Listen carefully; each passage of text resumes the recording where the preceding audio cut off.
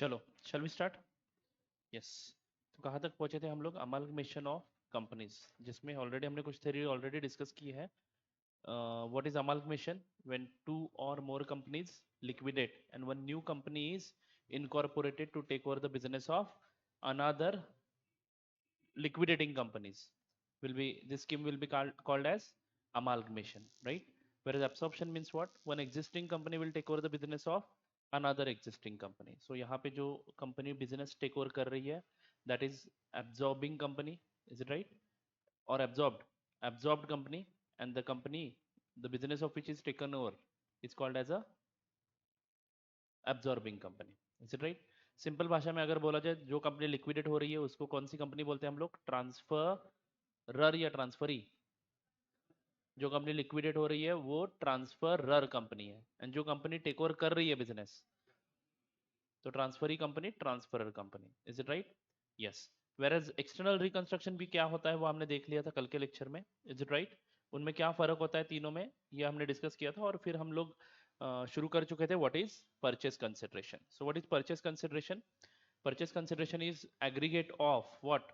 Shares and other securities issued and the payment made in form of cash or other asset. Means whatever you give, you matlab transferee company, paid by the transferee company to the shareholders of the transferor company, to the shareholders of the transferor company will be called as purchase consideration. यानी जो amount transferee company transferor company के share holders को देती है, सिर्फ share holders को, उनको ही हम लोग परचेस कंसिडरेशन के डेफिनेशन में जोड़ते हैं। समझो डिबेंचर होल्डर्स को कोई अमाउंट दिया तो that is not a part of purchase consideration. Purchase consideration बहुत ही इंपॉर्टेंट रोल प्ले करता है आपके इस चैप्टर में, राइट? तो आपको मैंने बताया था मोर देन 50% जॉब आपका परचेस कंसिडरेशन सही निकालने में ही जाएगा, इज इट राइट? और उसके बाद अकाउंटिंग बिल्कुल सिंपल हो जाएगी। परचेस कंसिडरेशन कैलकुलेट करने के कितने तरीके हैं? टोटल 3 तरीके हैं। इन्होंने 4 बोले बट मैं बोलता हूँ कि 3 ही है। पहला तरीका लमसम वैल्यू मेथड, जिसमें हम लोग एसेट्स एंड लायबिलिटीज को परचेस कंसिडरेशन रिलेट नहीं करते हैं। डायरेक्टली क्वेश्चन में बोला जाएगा कि इतना इतना परचेस कंसिडरेशन है। Are you getting it?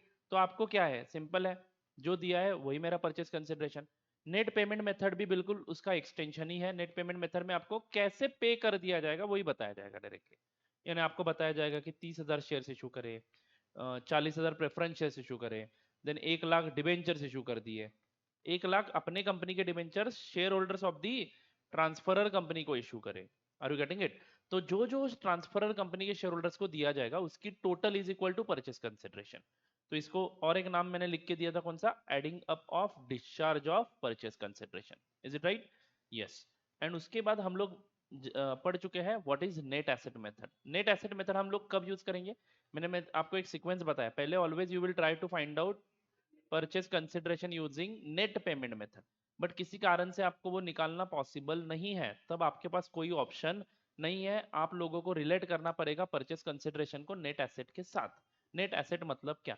Agreed values of assets taken over minus agreed values of liabilities taken over. बोलो, agreed values of asset taken over minus agreed values of liabilities taken over.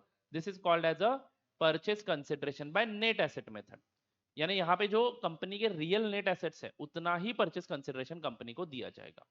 कैसे देना है वो बताना पड़ेगा, but amount तो जरूर निकाल सकता हूँ। देखो बेटा, 2 पार्ट है। एक है परचेस कंसिडरेशन कितना है, और दूसरा पार्ट है परचेस कंसिडरेशन पे कैसे करना है। क्योंकि परचेस कंसिडरेशन कैश में भी दिया जा सकता है, ट्रांसफरी कंपनी अपने खुद के शेयर्स भी इशू कर सकती है, ट्रांसफरी कंपनी खुद के कंपनी के डिबेंचर्स भी दे सकती है, ट्रांसफरी कंपनी खुद के कंपनी में जो एसेट्स है उसमें से कोई एसेट दे सकती है।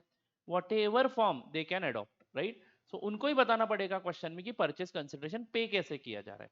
समझो कुछ भी नहीं बोला है तो आपके पास assumptions के लिए कितने ऑप्शंस है? 5-6 ऑप्शंस है, but mostly you will assume it is paid in the form of equity shares. Generally equity shares he issue किए जाते हैं ट्रांसफरी कंपनी के तरफ से ट्रांसफरर कंपनी के शेयर होल्डर्स को। Do you get it? Yes. तो ये परचेस कंसिडरेशन हम लोग निकालना सीख रहे थे, और एक क्वेश्चन भी हमने सॉल्व किया था जो नेट पेमेंट मेथड से परचेस कंसिडरेशन कैसे निकालना है उसके बारे में बात कर रहा था, बराबर है क्या?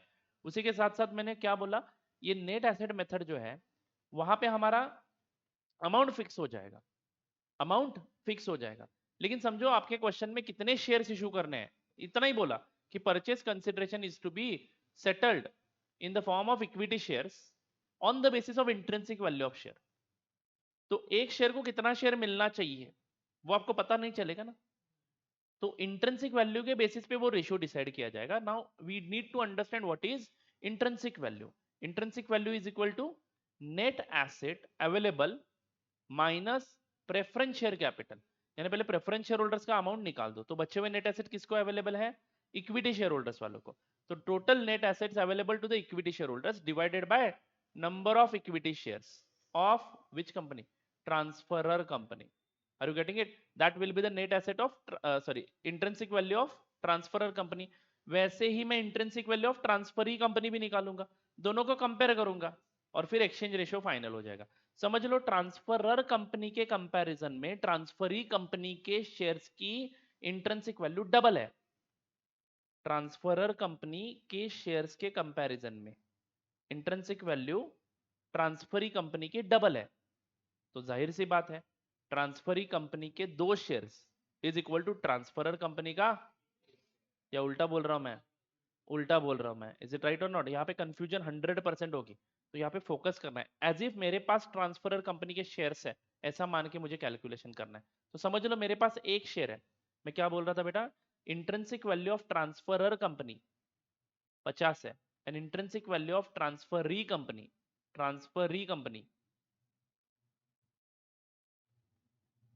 100 रुपए है and intrinsic value of transferor company 50 है। तो मेरे पास एक शेयर है, तो एक शेयर को कितने, मेरे पास किसका शेयर है, ऑब्वियसली ट्रांसफरर कंपनी का शेयर है, बराबर है क्या? तो ध्यान से समझ लो बेटा, ट्रांसफरर कंपनी का एक शेयर मेरे पास है, तो मेरे एक शेयर को कितने रुपए के एसेट जुड़े हुए हैं, 50 रुपए के एसेट जुड़े हुए हैं। अगर 1:1 एक्सचेंज हो जाए, इक्वल कैसे होगा बेटा, 1:1 एक्सचेंज हो जाए, 1:1 मतलब मेरे एक शेयर को अगर ट्रांसफरी कंपनी एक शेयर देती है तो मुझे 100 रुपए के एसेट मिल जाएंगे। बल्कि मेरे थे कितने रुपए के एसेट एक शेयर को अटैच्ड, क्योंकि मेरे एक शेयर को उनके कंपनी का एक शेयर मिलेगा ना, और उनके कंपनी के शेयर का इंट्रिंसिक वैल्यू कितना है, 100 रुपए, मतलब उनके एक शेयर को 100 रुपए के एसेट अटैच्ड है और मेरे एक शेयर को 50 रुपए के एसेट अटैच्ड है। Are you getting it? तो मेरे 2 शेयर्स, मेरे कंपनी के 2 शेयर्स मतलब उनका एक शेयर। Are you getting it? तो इनडायरेक्टली मेरे 2 शेयर के लिए वो लोग एक शेयर ही इशू करेंगे। अगर बोला है स्पेसिफिकली इंट्रिंसिक वैल्यू के हिसाब से एक्सचेंज करो शेयर्स का, then only you are going to use this method. तो उसके ऊपर आप एक एग्जांपल सॉल्व कर लेते हैं, चलेगा? तो परचेज कंसिडरेशन कैलकुलेट करने के एग्जांपल्स हम लोग सॉल्व कर रहे हैं, तो आ जाओ इलस्ट्रेशन नंबर 1 पे।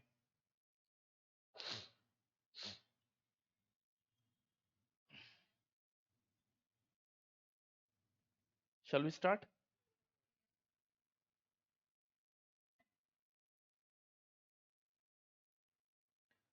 Let us consider the draft balance sheet of X Limited as on 31st March 2011. पहले लिखेंगे solution to question number 1 on page number 292। लिख लो लिख लो।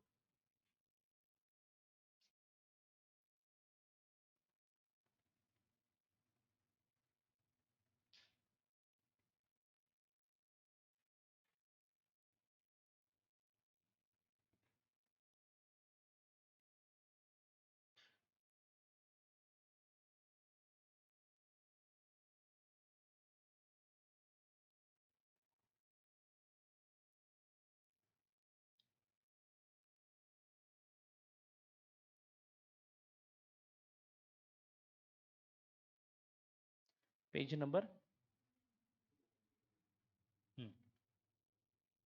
ठीक है, I am reading the question, please concentrate. Let us consider the draft balance sheet of X limited as on 31st March 2011। Share capital, X limited का balance sheet है बेटा, किसका, x limited का, कौन से तारीख का, 31 मार्च 2011। Share capital, equity shares of rupees 10 each 7500, 14% preference shares of rupees 100 each 2500, general reserve 1250, debentures 12% 4000, current liabilities, trade payables and other current liabilities 2000, rupees in thousands है, land and building, plant and machinery, furniture, investment, inventory, trade receivable, cash and bank, these are the assets. Other information, Y Limited takes over X Limited on 10th April 2011. 10th April 2011, Y Limited taking over X Limited. X Limited कौन है? Transferor company. Y Limited कौन है? X Limited कौन है? यानी liquidate कौन होगा? Balance sheet किसका दिया है? X Limited का. बराबर है ना? ट्रांसफरर कंपनी का ही बैलेंस शीट मेरे लिए ज्यादा जरूरी है, क्योंकि मुझे उनके बेसिस पे ही टेक ओवर करना है. तो मुझे कौन से कंपनी की रियल वर्थ जानने में इंटरेस्ट है? एक्स लिमिटेड, क्योंकि Y limited is taking over X limited. They are interested in the balance sheet of X limited. तो आपको मोस्टली ट्रांसफरर कंपनी का बैलेंस शीट दिया जाता है. ऑब्वियसली सर, अभी in the books of Y limited accounting करना है आगे जाके, तो वाई लिमिटेड का एग्जिस्टिंग बैलेंस शीट होगा, उसमें ये एसेट्स लायबिलिटीज मर्ज होने वाले हैं. कैसे मर्ज होंगे बाद में देखेंगे. ओके, तो एक्स लिमिटेड का बैलेंस शीट है, मतलब हमारे पास किसका बैलेंस शीट है? ट्रांसफरर कंपनी का बैलेंस शीट है. ये शेयर होल्डर्स कौन से कंपनी के हैं? 7,500 शेयर्स ऑफ रुपीज 10 each, मतलब 750,000 शेयर से बोलू क्या? यानी 7.5 lakh shares. Is it right और नॉट? 7,50,000 शेयर्स है, ऐसा बोलू क्या मैं? नहीं समझ में आ रहा है तो देख लो, 7,500 इंटू 1,000 करके देख लो, 75 लाख आएगा. 75 lakh divided by 10, 7,50,000 share holders किस कंपनी के हैं? इनको जो अमाउंट दूंगा उसको मैं क्या बोलूंगा? प्लस ये छोड़ के और कौन मालिक है? ये कितने हैं? 25,000, यानी 25 lakh divided by 100, 25,000 preference shares है. सही है बच्चों? यस. ये जरा इसके ऊपर फोकस करना पड़ता है हमेशा. तो इन लोगों को जो अमाउंट दोगे, that is your purchase consideration. Do you get this? हाँ, तो Y limited takes over X limited on 10th April 2011. Of course balance sheet is of 31st March 2011. उसके बाद 10 दिनों में निर्णय हो गया, तो हम वो बैलेंस शीट यूज कर सकते हैं. ओके, मोस्टली अगले दिन ही होता है, बैलेंस शीट के दिन ही होता है, बट यहाँ पे 10 दिन का गैप है. It's okay. Debenture holders of X limited, यानी बात किसकी की है? इन लोगों की. 4,000, of course rupees in thousands. Debenture holders of X limited, debenture holders of X limited discharged by Y Limited. Just a second.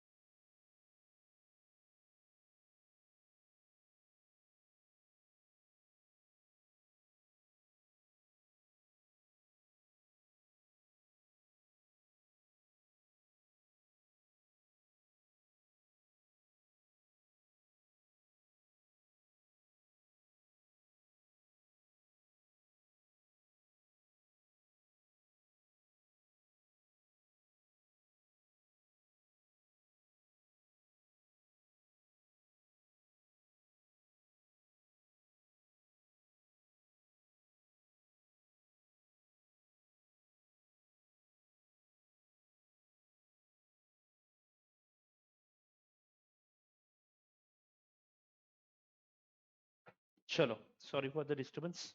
Okay, क्या पढ़ रहे थे हम लोग? डिबेंचर होल्डर्स के बारे में बात कर रहे थे, right? So debenture holders of X limited discharge by Y limited, debenture holders of X limited discharge by Y limited, discharge by Y limited, मतलब हम लोग वाई लिमिटेड है, अभी हम लोग पेमेंट कर रहे हैं किसका? डिबेंचर होल्डर्स का। Will it be a part of purchase consideration? No, because this amount you are paying to the debenture holders, right? Not owners of the company. These are the loaners. So it is like taking over of a liability. तो उनकी आप एक liability take over कर रहे हो, बराबर है क्या? कितना दे रहे हो बेटा? एट 10% प्रीमियम, यानी 4000 की जगह कितना दोगे? 4400 रुपए दोगे by issuing 15% own debentures of Y limited. तो 4400 के लिए हम लोग हमारी कंपनी के डिबेंचर्स इशू करेंगे। अब सवाल ये आता है कि हमारी कंपनी का एक डिबेंचर कितने का है? तो कुछ नहीं बोले तो 100 रुपए का मान लूंगा। तो 4400 बराबर है क्या? 4400 डिवाइडेड बाय 100 इंटू 1000, यानी 44,000 debentures we are going to issue. हमारा डिबेंचर 15% का है, बल्कि उनका डिबेंचर 12% का है। तो उनके डिबेंचर को हम लोग टेक ओवर करेंगे और हमारी कंपनी के डिबेंचर्स इशू कर देंगे। But will it be a part of purchase consideration? Not at all. So right now मेरा क्वेश्चन जो है वो क्या है? Compute the purchase consideration. So this is hopeless transaction right now for me. I'm going to record it later on in my books of accounts, but right now for the purpose of calculation of purchase consideration, this transaction has no effect on our calculation. Is it clear? Is it right? Yes. आगे बढ़ता हूँ बेटा। 14% preference shareholders of X Limited, ये purchase consideration है। 14% preference shareholders of X Limited are discharged at a premium of 20%, यानी देना कितना था इनको? 2500, 2500 thousands, यानी 25 लाख देने थे। बोलो हाँ या ना? यस, 25 लाख देने थे। अब प्रीमियम देना इनको 20% का। अकाउंटिंग एंट्रीज के बारे में अभी मत सोचो बेटा, अभी कितना दे रहे उतना ही निकालना है हमें।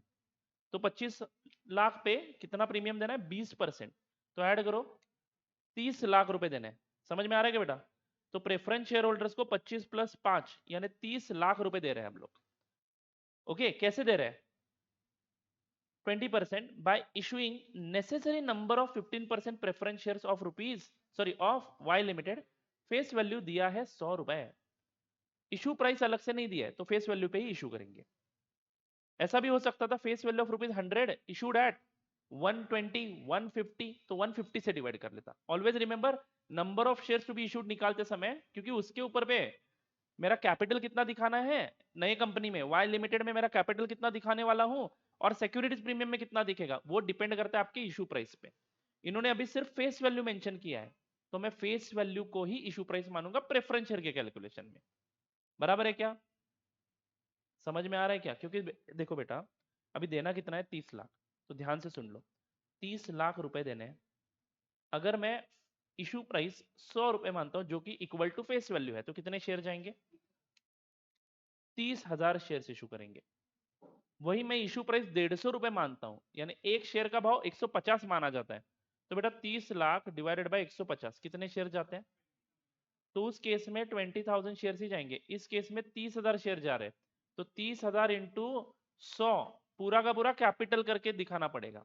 बट यहाँ पे 20,000 इंटू 100 कैपिटल जाएगा, एंड 20,000 इंटू 50 सिक्योरिटीज प्रीमियम में जाएगा। बहुत फर्क पड़ता है किसके बुक्स में? वाई के बुक्स में। तो issue price plays very very important role, जो आगे जाके आपको पता भी चलेगा। But right now nothing is mentioned about issue price, so we are going to take 100 रुपए as a issue price. Is it right my friends? Yes. तो preference share holders को कितना देना है? 30 लाख। काम खत्म। कैसे देना है? 30,000 शेयर्स ऑफ ₹100 ईच। कौन से शेयर दे रहे हैं वाई लिमिटेड से? प्रेफरेंस शेयर्स, यानी उनके प्रेफरेंस शेयर होल्डर्स को हमारे कंपनी के 15% प्रेफरेंस शेयर दे रहे हैं। उनके 14% प्रेफरेंस शेयर होल्डर्स को हम लोग हमारे कंपनी के 15% प्रेफरेंस शेयर दे रहे हैं। उनके कितने प्रेफरेंस शेयर होल्डर्स है? 25,000। उन 25,000 प्रेफरेंस शेयर होल्डर्स को हम लोग 30,000 प्रेफरेंस शेयर दे रहे हैं। तो उनका एक्सचेंज वो लोग कर लेंगे 25:30 रेशियो में। जिसके पास 25 शेयर है उसको कितने मिल जाएंगे? 30 मिल जाएंगे। तो ये प्रोपोर्शनेट अलॉटमेंट वो कर देंगे, उसमें आपको इंटरेस्ट लेने की जरूरत नहीं है। वो कैसे झगड़ा करेंगे उसमें आप इंटरेस्टेड नहीं हो। Are you getting my point? Yes. Simply मैं कितना दे रहा हूँ, वाई लिमिटेड कितना दे रहा है? 30,000 प्रेफरेंस शेयर्स। कितने? 15% preference shares of ₹100 each issued eight 100 each. काम खत्म। तो ये परचेस कंसिडरेशन है क्या? यस। तो परचेस कंसिडरेशन में पहले अमाउंट जोड़ना है 30 लाख रुपए। आगे बढ़ू? अकाउंटिंग कैसे करने हैं उसके बारे में अभी मत सोचो राज, अकाउंटिंग के बारे में नहीं सोचना है अभी, सिर्फ और सिर्फ परचेस कंसिडरेशन के बारे में सोचना है। अकाउंटिंग के बारे में सोचने का मौका मैं आपको जरूर दूंगा। ओके, कुछ 2-3 क्वेश्चन सॉल्व हो जाने दो, अकाउंटिंग भी करेंगे। ओके, सिंपल है, इससे सिंपल कुछ हो ही नहीं सकता है। इंट्रिंसिक वैल्यू पर शेयर, अब आगे बोला है पॉइंट नंबर 4, ध्यान से पढ़ना बेटा। इंट्रिंसिक वैल्यू पर share of X limited is ₹20, यानी आपको इंट्रिंसिक वैल्यू निकालने की भी जरूरत नहीं है, डायरेक्टली उन्होंने निकाल के दी है। कैसे निकाली होगी ये ₹20? Total assets minus liabilities divided by number of shares. तो आप लोग अभी लग जाओगे इमीडिएटली, राज क्या बोलेगा, मैं करूंगा मैं करूंगा। कैसे करेगा? देखो ये टोटल ऑफ एसेट्स 172, मजाक कर रहा हूँ, रोहित करेगा। ठीक है, रोहित बोलेगा, मैं क्रॉस चेक करके देखता हूँ। तो ये टोटल एसेट्स लिया, उसमें से आउटसाइडर लाइबिलिटीज माइनस करनी है ना, बोलो ना बच्चों, तो करो ना। 17250 माइनस 6000, मतलब ऐसा, मैं जब स्टूडेंट था तो मेरे को एक्साइटमेंट होता था कि ये कैसे निकाला, तो मैं ट्राई करता था। 11250 बराबर है क्या? उसमें से मैंने क्या बोला था, क्या माइनस करना है? ये नेट एसेट हुए ना बिजनेस के, ये बाकी तो शेयर होल्डर्स फंड है, तो यही इसका टोटल, तीनों का टोटल करोगे तो यही नंबर आएगा 11250। माइनस क्या करना है, प्रेफरेंस शेयर कैपिटल का शेयर स्टेक हटाना है, कितना है वो? 2500 है ना, तो 11250 माइनस 2500, अब ये जो बचा हुआ अमाउंट है 8750, ये किसका है? इक्विटी का है। तो बेटा इक्विटी कितने शेयर्स है? 7,50,000, 8750 इंटू पहले 1000 करो, इंटू 1000 डिवाइडेड बाय 7,50,000, कितना आता है? अरे 11.66 आता है। और ये लोग कैसे बोल रहे हैं कि ₹20 आता है? हाँ, ये कैसे? बेटा मैंने एग्रीड वैल्यूज बोला है, अब एग्रीड वैल्यूज के बारे में क्वेश्चन में कुछ भी नहीं बोला है। Do get my point? ये कौन से बेसिस पे इंट्रिंसिक वैल्यू निकाला आपने? बुक वैल्यूज के बेसिस पे। अब ये लैंड एंड बिल्डिंग 5000 में दिख रहा है, मे बी इसकी वैल्यू 8000 हो सकती है। ये कितनी है क्या है कुछ नहीं बोला है, उन्होंने आपको बताया ना कि ₹20 इंट्रिंसिक वैल्यू है, तो वही लेने का, ज्यादा कटकट नहीं करने का। Do get it? बट आपकी क्वेरी जायज है कि भाई ये तो 11.66 आ रहा है, 20 कैसे बता रहे हैं? तो 20 निकालते समय real values of assets, agreed values of assets and liabilities will be taken. Are you getting it? और उसका इंपैक्ट हमारे नेट एसेट पे होता ही ना। Yes yes. तो वो एग्रीड वैल्यूज के हिसाब से निकाला हुआ है, तो कृपया करके चिंता मत कीजिएगा, ₹20 बराबर है। तो एक्स के एक शेयर का इंट्रिंसिक वैल्यू कितना है बेटा? ₹20। एंड वाई के एक शेयर का कितना है? ₹30। वाई लिमिटेड विल इशू, ध्यान से पढ़ो, Y limited will issue equity shares to satisfy the equity share holders of X limited. यानी पूरा का पूरा शेयर होल्डर्स को जो पेमेंट होने वाला है वो वाई के शेयर्स दे के ही होगा। Is it right? Y limited will issue equity shares to satisfy the equity share holders of X limited on the basis of intrinsic value, यानी 1:1 एक्सचेंज नहीं होगा। इनके 7,50,000 शेयर्स है तो वाई भी 7,50,000 शेयर्स इशू नहीं करेगा। शेयर इशू कैसे होगा? इंट्रिंसिक वैल्यू के बेसिस पे। अब बोलो बेटा एक्स का इंट्रिंसिक वैल्यू कितना है? एक्स का इंट्रिंसिक वैल्यू कितना है? एंड वाई का इंट्रिंसिक वैल्यू कितना है? 30। अभी आप वाई लिमिटेड है ऐसे मान लो, मैं बेचारा गरीब एक एक्स लिमिटेड, मेरा एक ही शेयर है मेरे पास, ठीक है? तो मेरे एक शेयर की प्राइस कितनी है बेटा? ₹20। मैं मान बोल रहा हूं कि आप अपने कंपनी का एक शेयर मेरे को दे दो ना प्लीज, मेरा एक शेयर आपका एक शेयर, हो गया ना मैच? तो आप लोग क्या बोलोगे? नहीं, ज्यादा दोगे या कम दोगे? कम दोगे, क्यों? क्योंकि मेरे 1.5 शेयर्स को डालना पड़ेगा, तब जो इंट्रिंसिक वैल्यू होगी 1.5 इंटू 20 यानी 30 हो जाएगा क्या बेटा? तो ₹30 होती है, मतलब मेरे 1.5 shares is equal to your 1 share, मतलब एक्सचेंज रेशियो क्या होगा? 1.5 शेयर्स ऑफ एक्स को वाई एक शेयर देगी।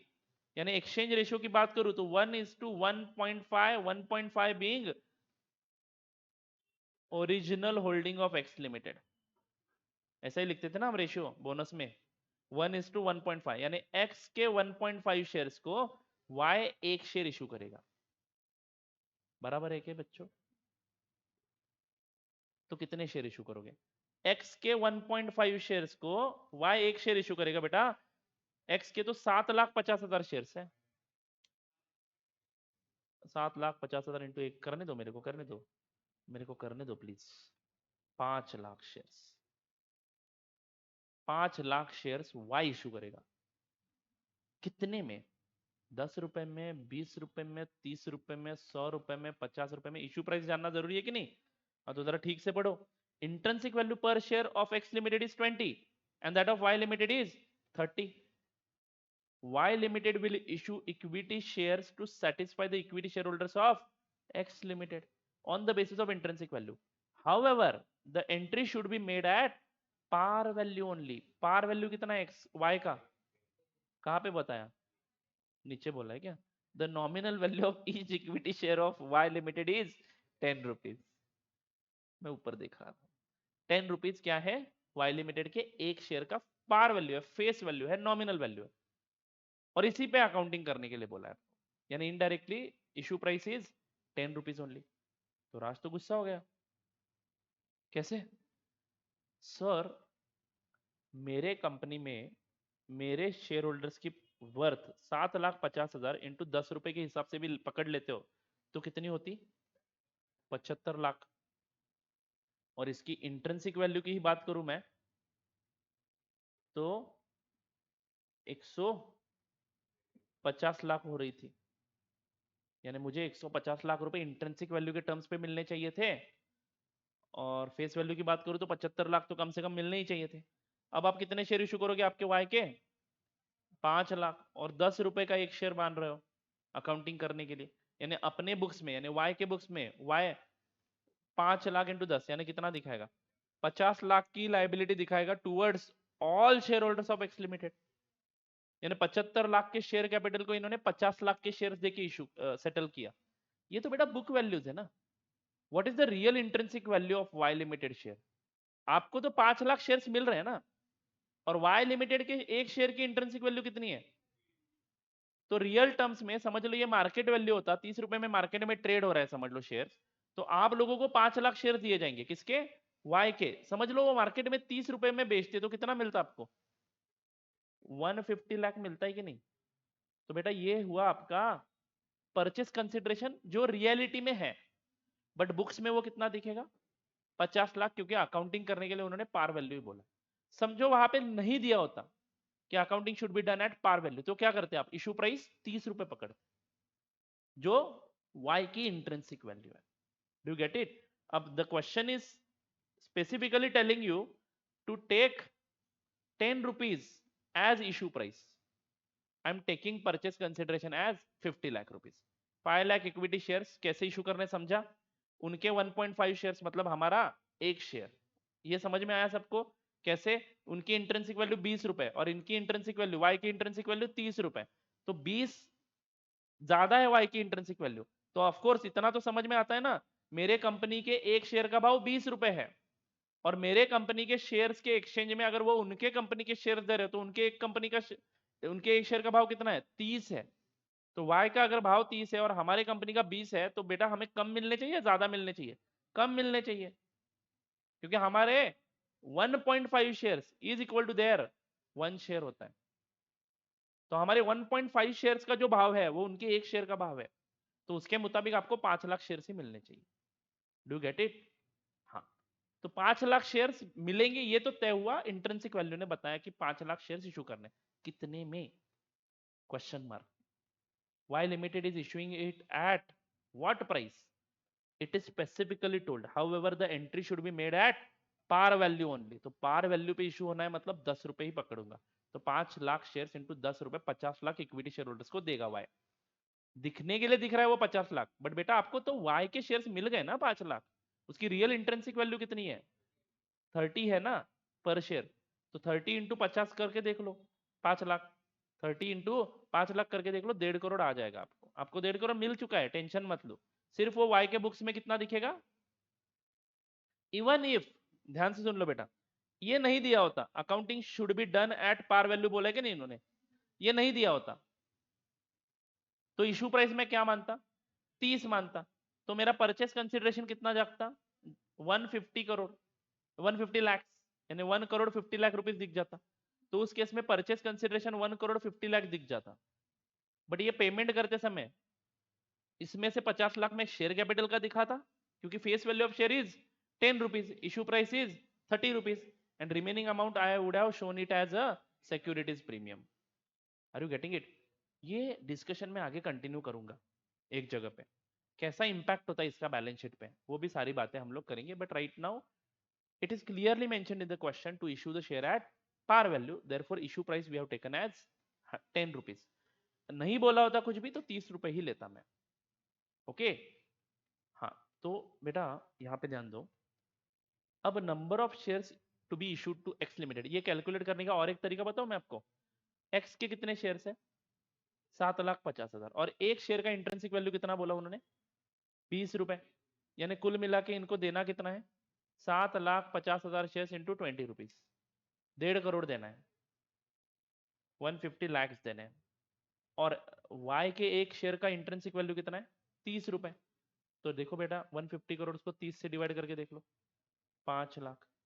यानी इनडायरेक्टली मैं आपको क्या बता रहा हूं, number of shares to be issued is equal to number of shares of transferor company into intrinsic value of transferor company. Matching concept, number of shares अगर ट्रांसफरर कंपनी के ले रहे हो तो इंट्रिंसिक वैल्यू भी ट्रांसफरर कंपनी की ले लो।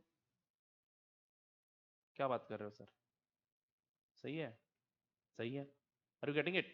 Divided by intrinsic value of transferee company. बेटा इंट्रिंसिक वैल्यू का फॉर्मूला क्या बनाया था आपने? Intrinsic value is equal to net asset available to equity share holders divided by net asset available to equity share holders, मतलब minus preferences करके ही आएगा ये number, divided by number of equity shares. बराबर है क्या? आप क्या कर रहे हो, ये नंबर ऑफ इक्विटी शेयर्स इस साइड में लेके जा रहे हो, तो number of equity shares into intrinsic value of that company will give you what? net asset available to equity shareholders। मतलब इनडायरेक्टली इस कंपनी के नेट एसेट कितने के हैं?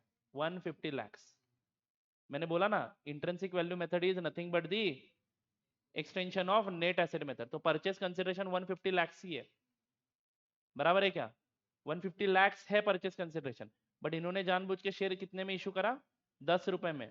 तो देना 150 लाख है, देना 150 लाख है, बट इशू प्राइस 10 रुपए पकड़ेंगे। बराबर है कि नहीं? हाँ, लेकिन 30 रुपए का है ना उनका एक share. Intrinsic value of transferee company 30 रुपए है। तो बेटा उसके मुताबिक हमें इशू करने हैं कितने शेयर्स? 5 लाख। 150 डिवाइडेड बाय 30 करेंगे पहले, यानी इशू प्राइस हमें 30 ही पकड़ना है कंपल्सरी। इशू प्राइस हमें 30 ही पकड़ना है, तो 5 लाख शेयर्स इशू करने हैं। Actually 5 lakh shares of ₹10 each issued eight 30 होना चाहिए था। 5 lakh shares of ₹10 each issued eight 30 rupees होना चाहिए था, बट इन्होंने 5 lakh shares of ₹10 each issued eight 10 ही बोला है, तो इसलिए परचेस कंसिडरेशन 50 लाख दिखेगा, बट एक्चुअली परचेस कंसिडरेशन 150 ही आ रहा है। आप इंट्रिंसिक वैल्यू से मल्टीप्लाई करके देखो।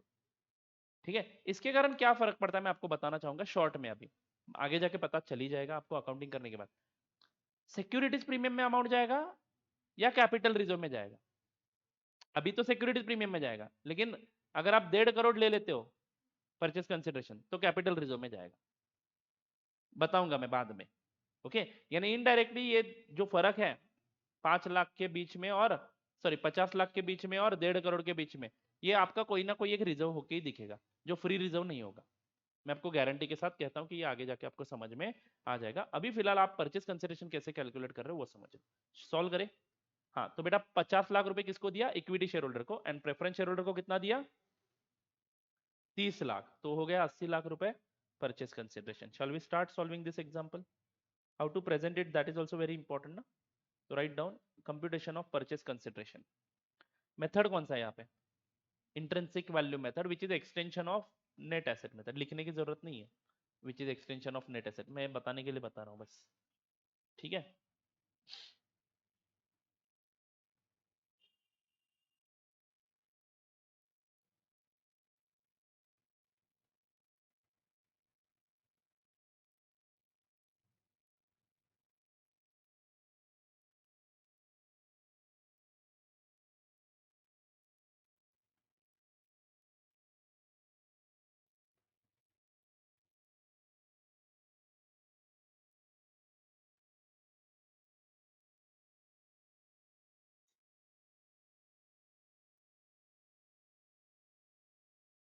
particulars rupees in thousands and form of purchase consideration.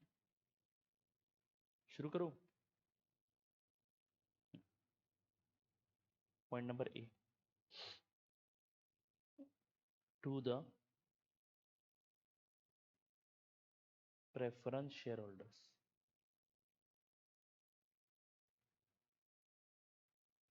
of X Limited,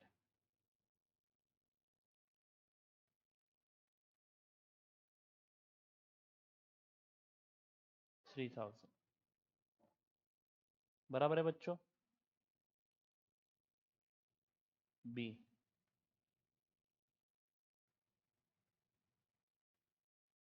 to equity, sorry extremely sorry, ये दिखाना पड़ेगा ना calculation.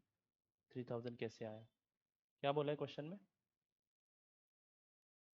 14% preference share holders of X limited are discharge at a premium of 20% premium. तो बेटा यहाँ पे 2500 है, is it right? तो 2500 प्लस 20%, ये कितना आ जाएगा? 3000। समझ में आ रहा है? तो 3000 रुपीज थाउजेंड देने, 3000 थाउजेंड देने। फॉर्म कॉस्ट कैसे दोगे ये? बोला है उन्होंने फेस वैल्यू 100 रुपए का शेयर इशू करना है, तो फॉर्म में लिखेंगे 15%, कितने? 30,000, 30,000 15% preference shares of rupees 100 etch, यानी 3000 हमारा क्या हो गया? Purchase consideration. समझ में आ रहा है क्या? चलो आगे बढ़ो क्या? देन टू द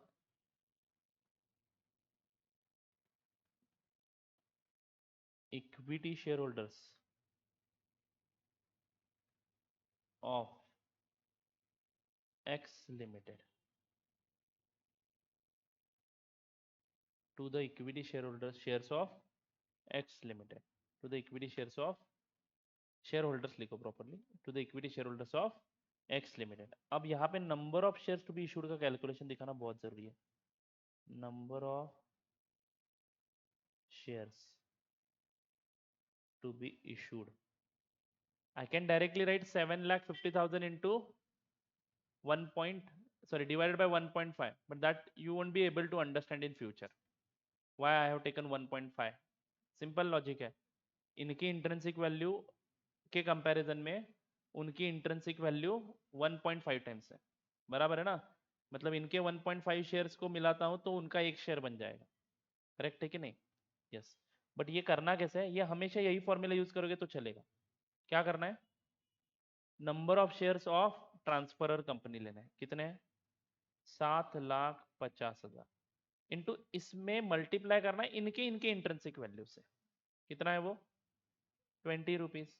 तो ये आपको नेट एसेट मिलेगा, डिवाइडेड बाय उनकी इंट्रिंसिक वैल्यू से ही वो डिवाइड करेंगे ना, यानी इशू प्राइस इनडायरेक्टली 30 रुपए मानना है। तो इशू प्राइस 30 मानते हो तो नंबर ऑफ शेयर्स कितने आ जाएंगे? 5 लाख शेयर्स, बराबर है क्या? 5 लाख शेयर्स। और यहाँ पे क्या लिखूं? Of rupees 10 inch. By the way 30 करना चाहिए था मुझे, बट क्वेश्चन में बोला है कि 10 करो, इसलिए मैं 10 से मल्टीप्लाई कर रहा हूं। समझ में आ रहा है बच्चों? तो ये कितना आएगा? 5,000 बराबर है कि नहीं? तो यहाँ पे मोड क्या लिखूंगा? 5 lakh equity shares of rupees 10 inch issued at 10 only. समझ में आ रहा है बच्चों? तो इसलिए वो 50 लाख दिख रहा है, नहीं तो परचेस कंसिडरेशन मेरे मुताबिक कितना आना चाहिए था? 150, यानी 1,50,00,000। समझ में आ रहा है क्या? 15,000 आना चाहिए था यहाँ पे। तो ये 1,50,00,000 और वो 30 lakh, 1,80,00,000 rupees should have been the purchase consideration, and indirectly you are paying 1,80,00,000 only. Mark my words, indirectly you are paying 1,80,00,000 only, बराबर है ना? कितने शेयर इशू कर रहे हो एक्स लिमिटेड को? 5 लाख। आपके एक शेयर का भाव कितना है बेटा? 30 रुपए, तो 1.5 करोड़ तो यहाँ पे इशू कर ही दिया ना आपने, सिर्फ वो बुक्स में नहीं दिख रहे। और वो ऊपर का 30 तो वैसे का वैसा ही है। हाँ, तो total purchase consideration, point number C.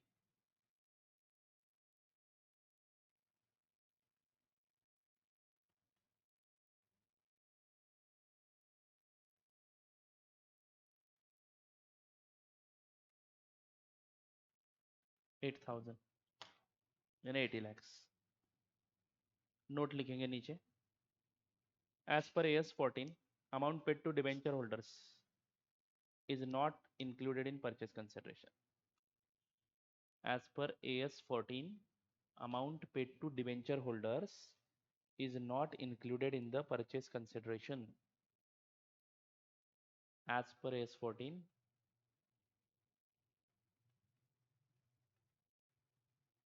amount paid to debenture holders is not included in the purchase consideration. Do you get this, my friends?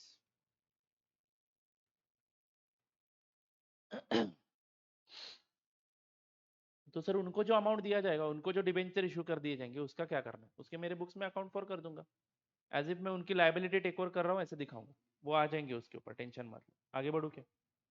Illustration 2 पे आ जाओ, शुरू करूँ? तो हमारा पिछला मेथड कौन सा था? Intrinsic value method. समझ में आया? हाँ। अब किसी एक क्वेश्चन में आपको ये बैलेंस शीट देंगे दोनों कंपनियों की, फिर इंट्रिंसिक वैल्यू निकालना पड़ेगा, और उसके हिसाब से कितने शेयर इशू करने हैं वो भी देखना पड़ेगा। कभी कभार क्वेश्चन में ये इशू प्राइस नहीं देते हैं और बोलते कि इंट्रिंसिक वैल्यू के बेसिस पे काम करो, तो इशू प्राइस इंट्रिंसिक वैल्यू को ही मानना है। समझ में आ रहा है क्या? नहीं तो किसी किसी क्वेश्चन में, जैसे ये था क्वेश्चन नंबर 1, इसमें ये बोलेंगे कि इंट्रिंसिक वैल्यू के बेसिस पे शेयर एक्सचेंज निकालो, लेकिन अकाउंटिंग पार वैल्यू पे ही करो, तो थोड़ा सा परचेस कंसिडरेशन बुक्स में कम दिखेगा। बोलने के लिए बोल रहा हूँ मैं 50 लाख दे रहा हूँ, 80 लाख रुपए दे रहा हूँ, बट मैं रियलिटी में कितना दे रहा हूँ? 1 करोड़ 80 लाख ही दे रहा हूँ, याद रखना इस चीज को। ओके, हाँ चलो जी। और उसका इम्पैक्ट कैसे होता है वो एक क्वेश्चन में देख लेंगे। Okay, S limited absorb by P limited, S limited absorb by P limited, S limited absorb by यानी पी लिमिटेड, एस लिमिटेड। बस दुनिया जीत ली आपने, इतना आया पहले आपको तो, ठीक है, बराबर है। एस लिमिटेड कौन है? Transferor company. And P limited, तो जरा कॉमन सेंस यूज करके बोलो, बैलेंस शीट किसका चाहिए? दिया है क्या? The draft balance sheet of S limited, the draft balance sheet of S limited is as under. Share capital 2007% preference shares of rupees 100 each fully paid up, 2 lakh. 5,000 equity shares of rupees 100 each fully paid up, 5 lakh. Reserves 6% debentures, trade payables, sundry assets 13 lakhs. कोई बात नहीं, sundry asset अच्छा दिख रहा है। यहाँ पे जरा बैलेंस शीट देखूं, लाइबिलिटी साइड, तो 2000 प्रेफरेंस शेयर्स है 100 रुपए के, 2 लाख, गुड, अच्छे। 5,000 equity shares of rupees 100 each, 5 lakh. 5,000 equity shares है, 2000 प्रेफरेंस शेयर्स है। अमाउंट में देखो तो 2 लाख एंड 5 लाख, यानी कुल मिला के 7 लाख तो देना ही देना है, और उनके प्रॉफिट्स है 3 लाख के, यानी 10 लाख तो राइट नाउ बैलेंस शीट के बेसिस पे ही देने हैं। बराबर है कि नहीं? 6% डिवेंचर होल्डर्स ये लाइबिलिटी है, एंड ट्रेड पेबल्स एक लाइबिलिटी है। P limited has agreed to issue 9% preference shares of rupees 100 each in the ratio of 3 shares of P Limited for 4 preference shares in S Limited। यानी 3 share issue करेगी P Limited for 4 shares of S Limited। 3 share issue करेगी for 4 shares of, मैंने उल्टा लिखा, 3 shares issue करेगी for 4 shares of S Limited। यानी S Limited के अगर 4 है तो P Limited के 3 शेयर इशू करेंगे। S Limited के कितने प्रेफरेंस शेयर्स? 2000, तो कितने शेयर इशू करेगी? 1500, तो 1500 शेयर्स इशू करेगी, और वो भी कितने में? To issue 9% preference shares of rupees 100 each, issued at, बोला है क्या आगे कुछ? कहाँ पे बोला है? इशूड एट नहीं बोला है, तो हम लोग 100 ही मानेंगे। अगर वो कोई दूसरी प्राइस नहीं बताते हैं तो हम लोग यही मानेंगे, क्योंकि उन्होंने एक्सचेंज रेशियो दिया है बेटा, 100 रुपए ही मानना पड़ेगा, बराबर है कि नहीं? तो 1500 into 100, whatever amount comes, that will be the preference shareholders purchase consideration. Okay, but it will be part of your purchase consideration. आगे बढ़ता हूं। To issue debenture holders in S limited 8% mortgage debentures at rupees 96 in lieu of 6% debentures in S Limited, which are to be redeemed at a premium of 20%। वैसे तो मैं इसको ignore कर सकता हूं, बट अकाउंटिंग करने के लिए इंपॉर्टेंट है, ध्यान से पढ़ो बेटा।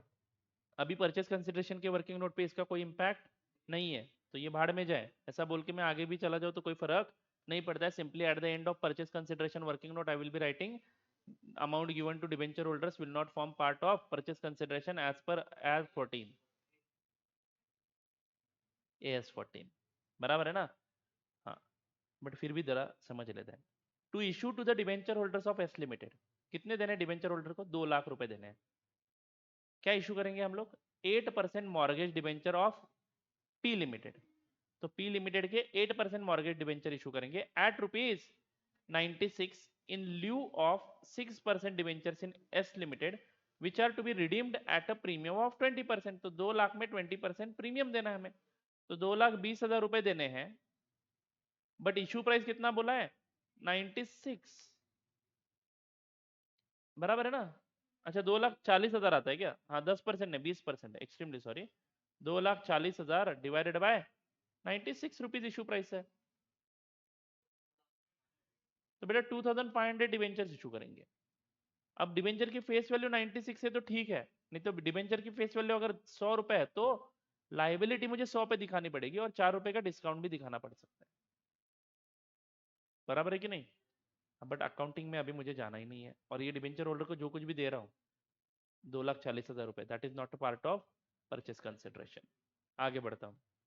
टू पे ₹20 पर share in cash, to pay ₹20 per share in cash and to issue 6 equity shares of ₹100 each, market value ₹125 in lieu of every 5 shares held in S Limited। यानी 5 शेयर को 6 शेयर देंगे, 5 शेयर को 6 share देंगे। इनके पास 5,000 shares है तो 6,000 shares देंगे। तो 6,000 शेयर्स इंटू 100 करूं या 125 करूं, because 100 is the face value and they have given you the market value of those shares also। So always remember, whenever some information is provided, you should understand we need to use that information। So हम लोग यहाँ पे market value के हिसाब से issue price पकड़ेंगे। तो market value के हिसाब से परचेस कंसिडरेशन कितना हो जाता है? 6,000 इंटू 125, यानी अकाउंटिंग करते समय हम 7,50,000 का परचेस कंसिडरेशन पकड़ेंगे, बट इसमें से 100 रुपए ही कैपिटल दिखेगा और वो ऊपर के 25 रुपए सिक्योरिटीज प्रीमियम दिखेगा हमारे पी लिमिटेड के बुक्स ऑफ अकाउंट्स में। ठीक है, बट फिलहाल मार्केट प्राइस दिया है तो मार्केट प्राइस से मल्टीप्लाई करना ये मत भूलिएगा। ओके जी। हाँ, तो प्रेफरेंस शेयर होल्डर्स वालों को कितना दिया परचेस कंसिडरेशन? 1,500 इंटू 100 ना, 1,50,000, और इनको दिया 7.5 लाख रुपए, तो 9 लाख रुपीज परचेस कंसिडरेशन आ गया। खत्म। मेथड कौन सा ही है? नेट एसेट, नेट पेमेंट या लमसम? लमसम होता तो डायरेक्ट ही बोलते परचेस कंसिडरेशन इन 9 लाख, काम खत्म। सबसे बढ़िया मेथड ये नेट पेमेंट मेथड है। आप लोग देखो ना, एक एक करके जो जो देते जा रहे हो वो ऐड करते जा रहे हो। एंड अगला आइटम कौन सा है? To assume the liability to trade payables, यानी ये भी पे करेगी कंपनी हमारी पी लिमिटेड। तो ये भी क्या है? परचेस कंसिडरेशन का पार्ट नहीं है, taking over of A liability है। तो write down statement showing calculation of purchase consideration.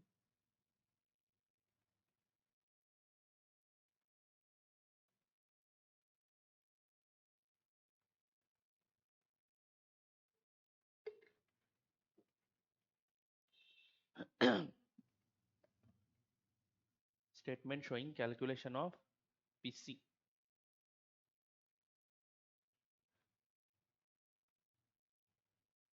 particulars right hand side 1 column rupees।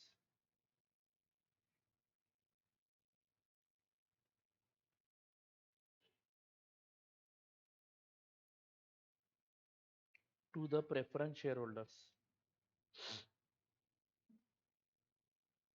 Method का नाम लिखो साइड में ब्रैकेट में। मेथड क्या है?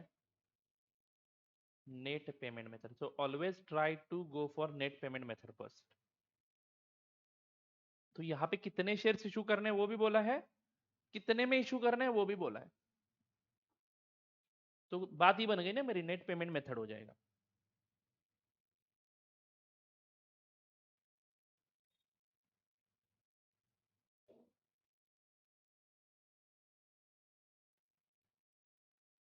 To the preference share holders, number of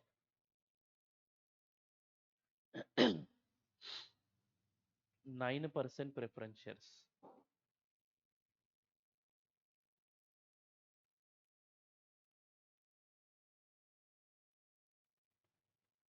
to be issued is equal to, क्या करना है बेटा, 2000 शेयर्स है, 4 शेयर को 3 शेयर देने वाले ये लोग, बराबर है ना, तो 2000 डिवाइडेड बाय 4 इंटू 3 करना पड़ेगा ना, अरे बोलो ना बच्चों, 2000 divided by 4 into 3 shares which is equal to 1500 shares. हाँ तो इसका डिस्क्रिप्शन पूरा यहाँ पे लिख देते हैं, 9%, sorry 1500, 9% preference shares of ₹100 each issued at 100, तो 1500 इंटू 100, तो 1,50,000, इज इट राइट। तो ये पहला आइटम दिया हमने to the preference share holders. Number 2, to the equity share holders,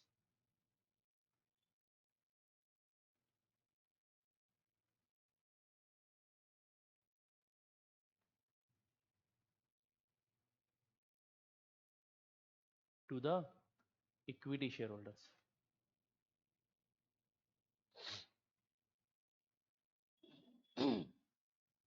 हाँ जी, to the equity share holders क्या देंगे हम लोग,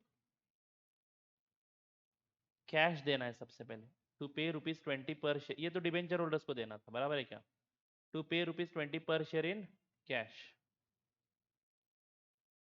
in cash. How many shares are there? 5,000 equity shares are there of P Limited, sorry S Limited. You can see it here. बराबर है क्या बच्चों? तो 5,000 equity shares, पर शेयर कितना देना है, ₹20। ये भूल गए थे बात बच्चों, अमाउंट हम लोग 9 लाख निकाला था ना हमने, ये रह गया था उसमें, 5,000 इंटू 20, तो ये 1 लाख रुपए एडिशनल आ गया, तो 10 लाख हो जाएगा अब।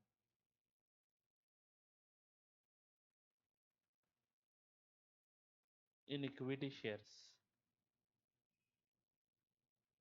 How many equity shares you are going to issue, 6 share को 5 शेयर, सॉरी 5 शेयर को 6 शेयर, तो 5,000 शेयर्स को 6,000 इक्विटी शेयर्स, बराबर है क्या, of ₹100 etch, is it right, issued at 125। बेटा मार्केट प्राइस एक्सप्रेस किया है तो इशू प्राइस मार्केट प्राइस से समझना है, डू यू गेट इट, 7,50,000,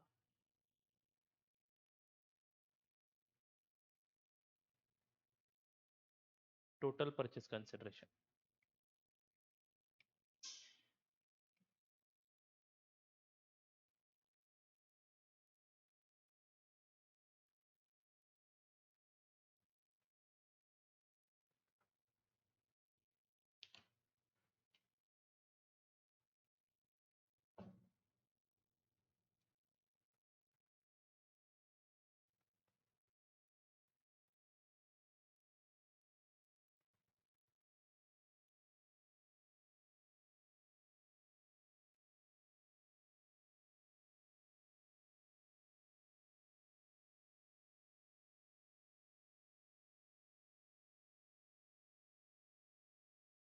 बराबर है क्या, समझ में आ रहा है सभी बच्चों को, मजा आ रहा है, लिखो, नोट लिखो, as per S 14 as per AS 14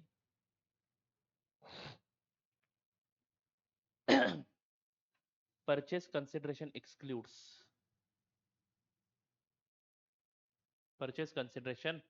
excludes any amount payable to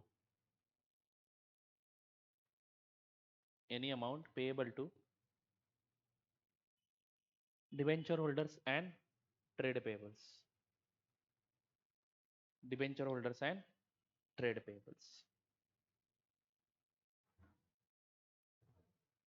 Number 2, as market price is mentioned in the question,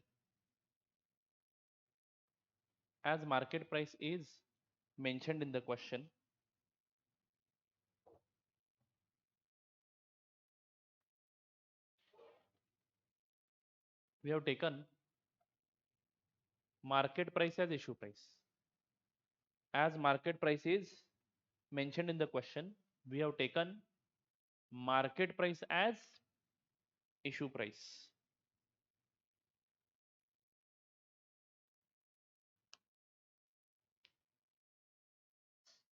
full stop. तो ये लिखना बहुत जरूरी है क्योंकि राज अगर फेस वैल्यू इशू प्राइस समझता है तो उसका आंसर अलग आएगा. तो उसका आंसर क्या आएगा? नंबर ऑफ शेयर तो उतनी आ जाएंगे 6000 इंटू 100, तो 6 लाख रुपए आ जाएगा. तो वो 6 लाख के हिसाब से अकाउंटिंग करेगा. तो उसका परचेस कंसिडरेशन अलग आएगा और उसके हिसाब से अकाउंटिंग भी बदल जाएगा. और क्या बदलेगा वो अकाउंटिंग करने के बाद ही पता चलेगा. कैसे बदल जाएगा वो अमाउंट, एक एडजस्टमेंट करना पड़ता है हमें, वो एडजस्टमेंट का अमाउंट बदल जाता है. समझ में आ रहा है बच्चों?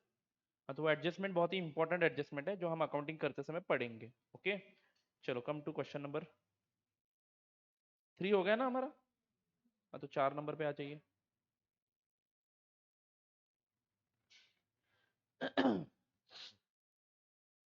आप लोग क्वेश्चन पढ़ने के बाद बताओगे हाँ कौन सा मेथड यूज करना है पीसी निकालने के लिए.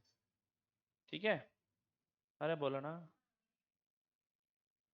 क्या हुआ है आज आपको? रोहित क्या हुआ है? कुछ नहीं, रोहित तो पहले से शांत है.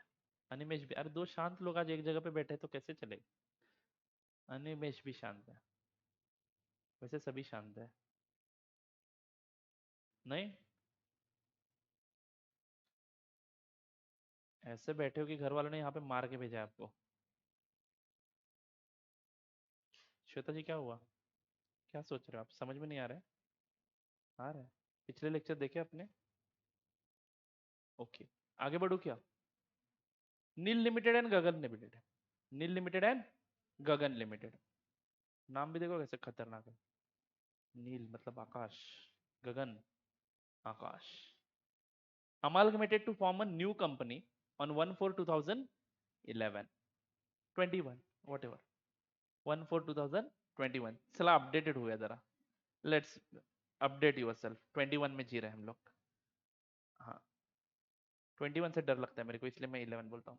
Anyway, a new company on 1/4/2021. Following is the draft balance sheet of Nil Limited and Gagan Limited as on 31st March 2011.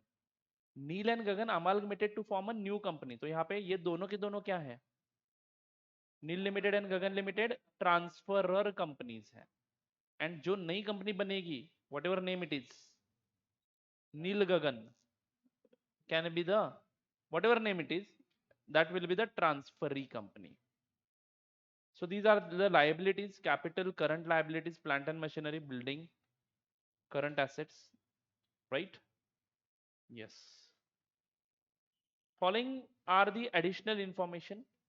The assets of Nil and Gagan Limited are to be valued as under Nil Limited, Gagan Limited. Plant and machinery has been changed. So this is the revised value: 5,25,000, 6,75,000. The assets of Nil and Gagan are to be revalued as under. Revalue करना है बेटा. तो ये plant and machinery revalue करना है and building भी revalue करना है. बराबर है ना? यस, उनके नए वैल्यूज नीचे दिए हैं. Number 2, the purchase consideration is discharged as under. Issue 24,000 equity shares of rupees 25 each.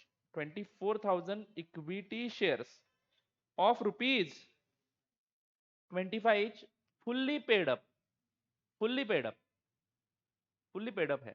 Okay, एक बार 25 रुपए का शेयर इशू कर देंगे, फुल्ली पेड अप है। इन proportion of their profitability in the preceding year. तो बेटा 24,000 शेयर्स किसको इशू करने हैं?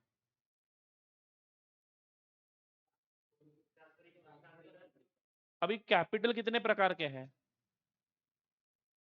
एक ही बोला है, प्रेफरेंस शेयर्स है, इक्विटी शेयर्स है, कुछ नहीं बोले, तो हम लोग मान लेंगे कि वो इक्विटी शेयर कैपिटल ही है। समझ में आ रहा है बच्चों? तो अब बोलो बेटा 24,000 शेयर्स किसको इशू करने हैं? ट्रांसफरी कंपनी इशू करेगा। किसको? तो मैं वही तो पूछ रहा हूँ ना, ट्रांसफरर कंपनी के शेयर होल्डर्स को करेगा, लेकिन ट्रांसफरर कंपनी यहाँ पे कितनी है? एक है नील लिमिटेड और एक है गगन लिमिटेड। तो इन दोनों में से वो 24,000 शेयर्स किसको देने हैं? कौन से प्रोपोर्शन में? वही बोला यहाँ पे, समझ में आ रहा है? मतलब ये 24,000 शेयर्स इन दोनों में कैसे बांटू, ये कैलकुलेशन आपको करना है। देने तो कितने हैं? 24,000। कितने रुपए का एक शेयर पकड़ना है? 25 रुपए का। तो परचेस कंसिडरेशन दोनों का मिला के 6 लाख रुपए। तो ये 6 लाख रुपए के शेयर्स आप लोग कैसे बांटोगे? In proportion of their profitability in the preceding 2 years. तो पिछले 2 सालों में उनकी जो प्रॉफिटेबिलिटी थी उसके प्रपोर्शन में। तो जरा देखो बेटा आगे क्या दिया है। Profit of the preceding 2 years are given below. Neel, Gagan, first year second year total, दोनों का टोटल लेते हैं। तो टोटल का रेशियो क्या है? 475:525। तो प्रपोर्शन मिल गया 475:525। 475:525। सर दोनों का टोटल क्यों ले रहे हो? तो सर बोला है ना उन्होंने 2 साल का। सर इसका एवरेज लेंगे, डिवाइडेड बाय 2 यहाँ पे भी करोगे, डिवाइडेड बाय 2 यहाँ पे भी करोगे। तो किसी भी एक प्रोपोर्शन को सेम नंबर से डिवाइड करते हो तो नया प्रोपोर्शन भी सेम ही आएगा ना।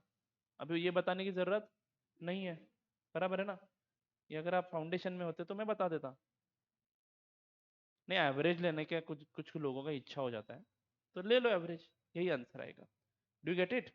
तो ये इक्विटी शेयर होल्डर्स को देंगे 6 लाख रुपए के शेयर्स, जो बांटेंगे 475:525 रेशियो में। Is it clear to you my friends?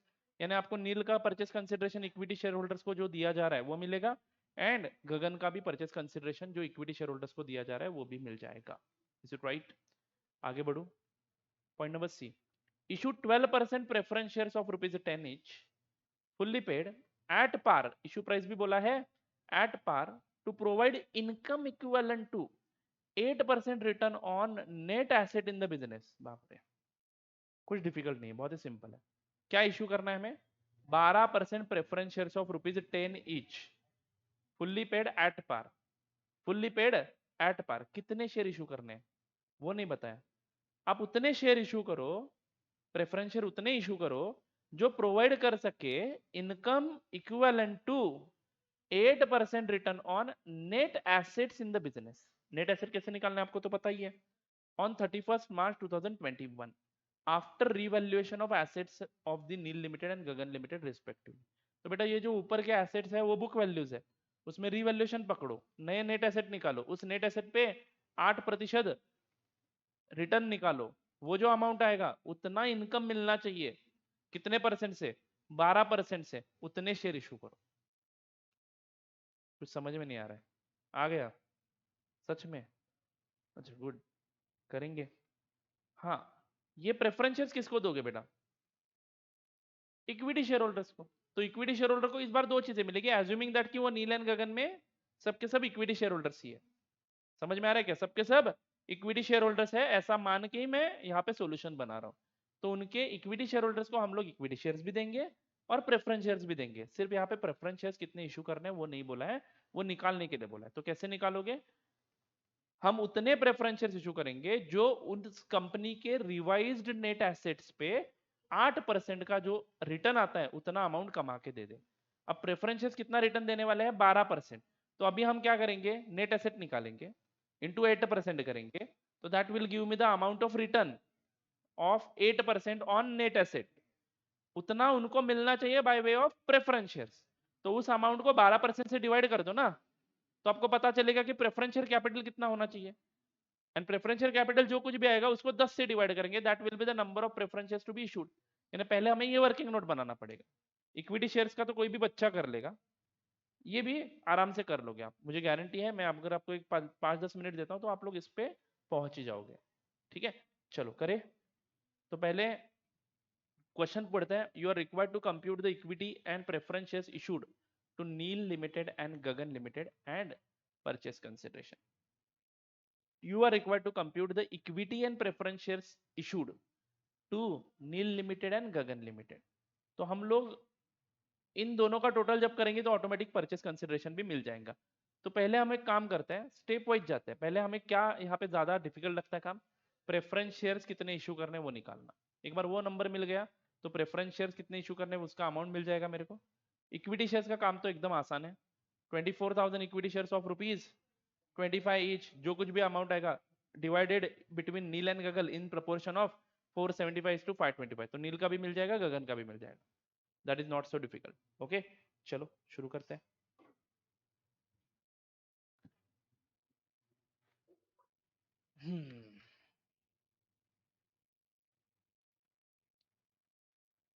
कृपया थोड़ा सा ध्यान दो, ये क्वेश्चन एग्जाम में नहीं पूछे जाते हैं. This will be a part of your main question, जिसमें परचेस कंसिडरेशन निकालने के बाद का अकाउंटिंग करना है. तो सिर्फ हम यहाँ पे प्रैक्टिस कर रहे हैं परचेस कंसिडरेशन क्या होता है और कैसे निकाला जाता है. तो जिस तरीके से बताएंगे उस तरीके से निकालेंगे. परचेस कंसिडरेशन मतलब समझना क्या है, amount given to the share holders of the transferor company. Whatever you give, cash you give preference shares.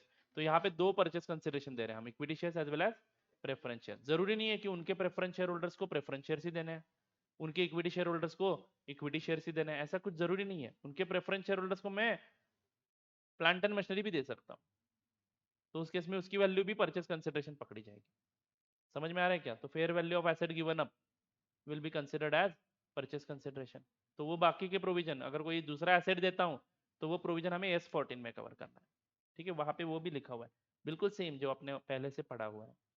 Security exchange की तो क्या करना है वो भी वहां पे पढ़ाया है. जैसे S13 में प्रोविजन थे बिल्कुल वैसे ही प्रोविजन वहां पे है, बाद में देखेंगे. ओके, चलो write down step number 1.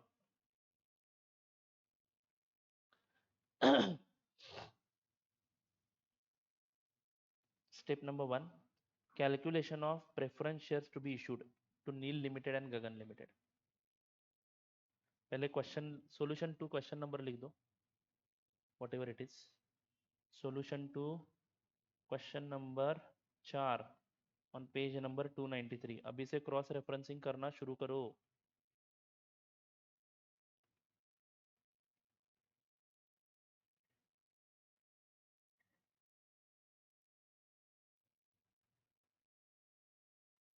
Shell we start. चलो फटाफट लिखो. Statement showing calculation of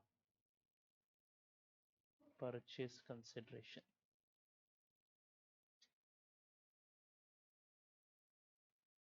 oh sorry, statement showing calculation of number of shares to be issued to the preference shareholders. बराबर है ना.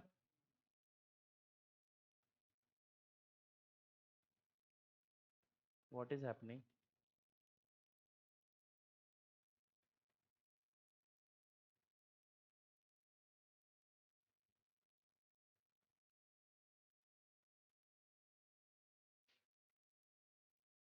स्पीकर में से आवाज आ रही है क्या.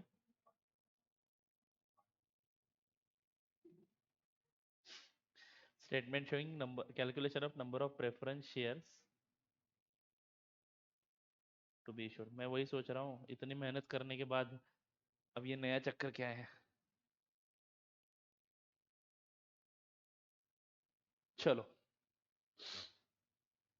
दो कॉलम्स बनेंगे. पर्टिकुलर्स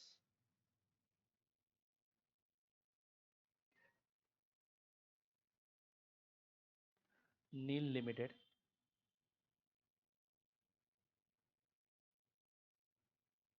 गगन लिमिटेड.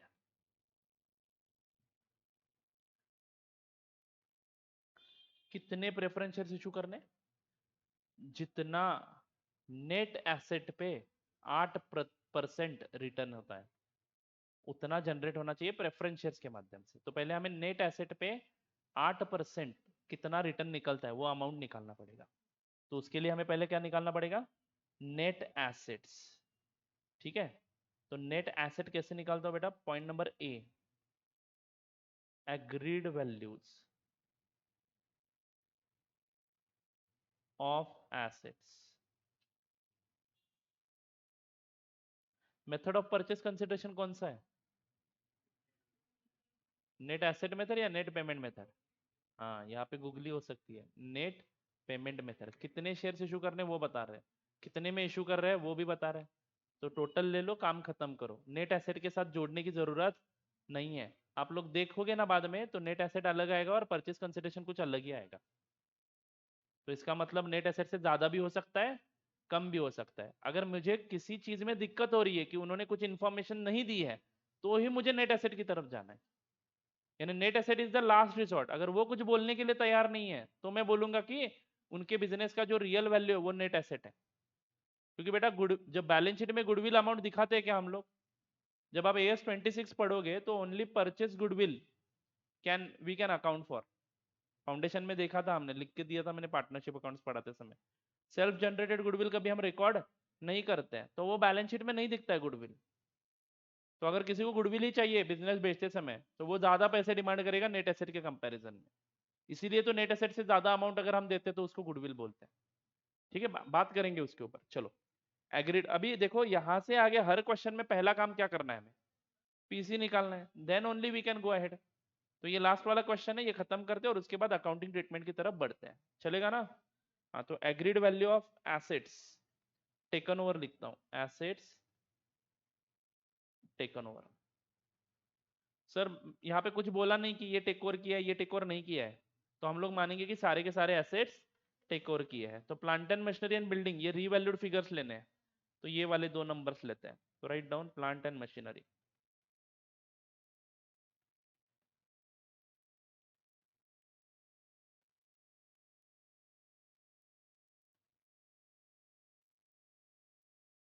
कितना है बेटा? 5,25,000,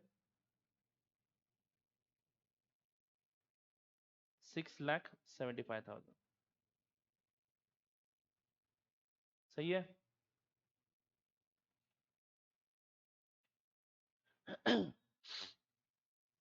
नेक्स्ट बिल्डिंग,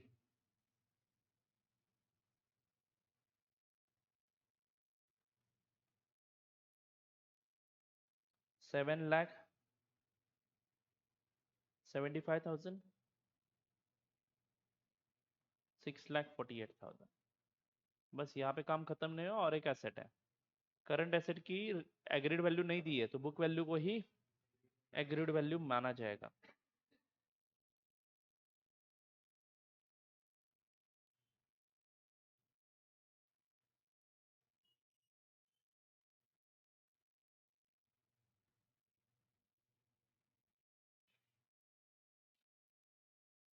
सही है क्या? देन लाइबिलिटीज एक ही है, करंट लाइबिलिटी, इसी बुक वैल्यू को हम लोग लाइबिलिटी में माइनस कर देंगे। बराबर है क्या बच्चों? तो इसी में से लेस कर दूं क्या? मैं तो पॉइंट नंबर बी लिखता हूँ, क्योंकि मैंने point number A agreed value of asset taken over किया है। बराबर है क्या? Please take total of that. चलो फटाफट टोटल ले लो इसका।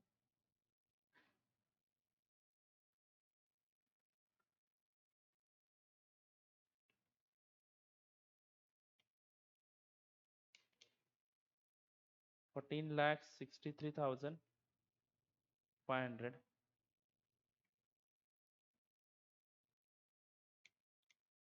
14,81,600। पॉइंट नंबर बी,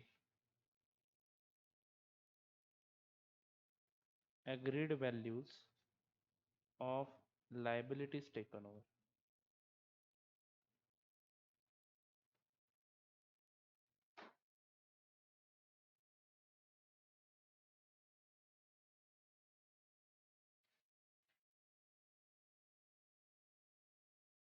हाँ जी बच्चों, तो उसमें करंट लाइबिलिटी लिखेंगे, बस that's it.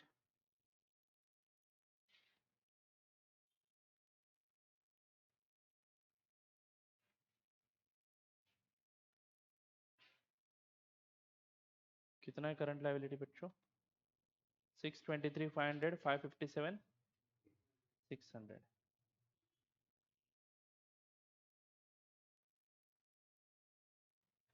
Point number C,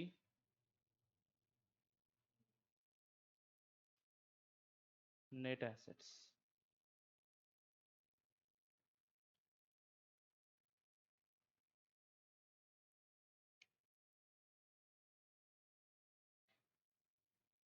$9,24,000।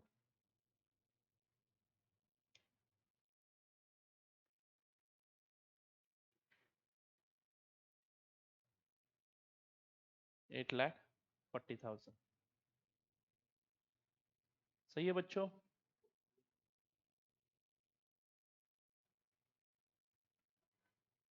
Point number D, क्या बोला है क्वेश्चन में, आ जाओ यहाँ पे। Issue 12% preference shares of ₹10 each fully paid at par to provide income equivalent to 8% return on the net asset। तो अगले लाइन पे मैं लिखता हूं 8% रिटर्न ऑन नेट एसेट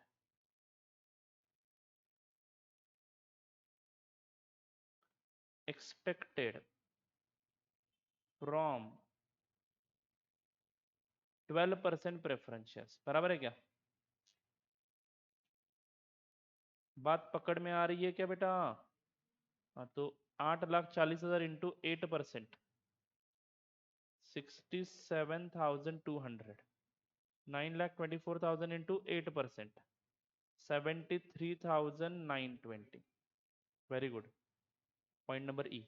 अब बेटा यही रिटर्न आपको चाहिए प्रेफरेंस शेयर्स के पास से, और आप कितने परसेंट के प्रेफरेंस शेयर इशू कर रहे हो? 12% के।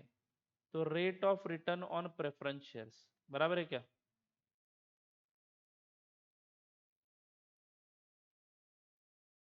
यहाँ पे भी 12% और यहाँ पे भी 12%।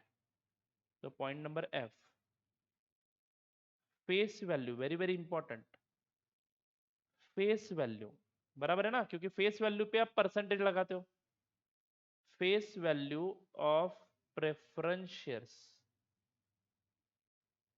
Obviously 12% preference shares to be issued, 67,200 divided by 12%, यानी 5,60,000 फेस वैल्यू के प्रेफरेंस शेयर आपको इशू करने पड़ सकते हैं। बोलो हाँ या ना।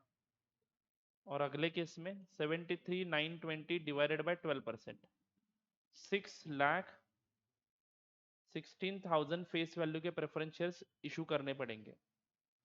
बराबर है कि नहीं? और आपका एक प्रेफरेंस शेयर कितने फेस वैल्यू का है? 10 inch. Point number G, face value पर preference share ₹10, ₹10। Point number H, point number H,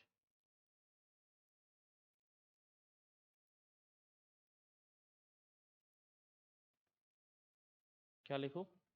number of preference shares to be issued.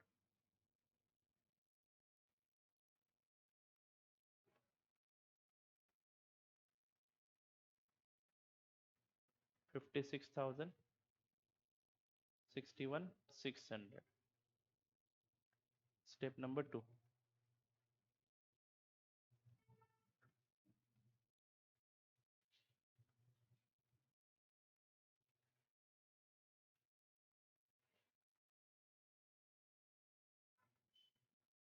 Division of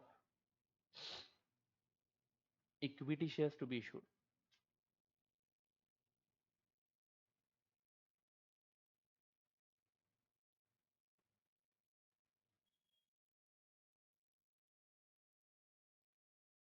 nil limited, Gagan limited. बराबर है क्या? Point number A, ratio of profit 475, 525। Correct है ना बच्चों? Point number B, total equity shares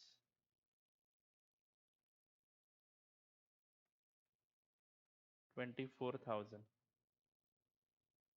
divided in the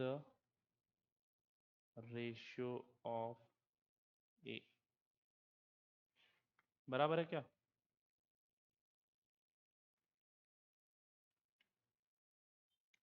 हजार होता है total.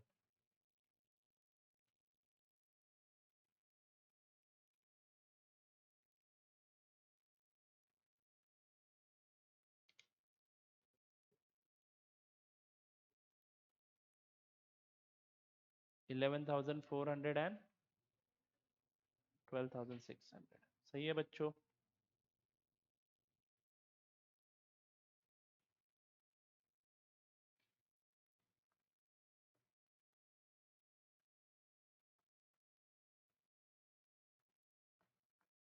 Okay, आगे बढ़ता हूँ। Step number 3, calculation of PC.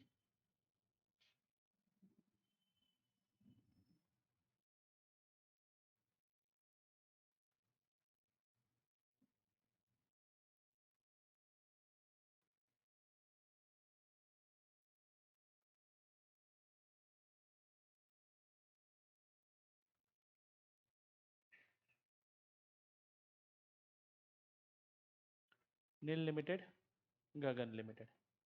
Shell we start?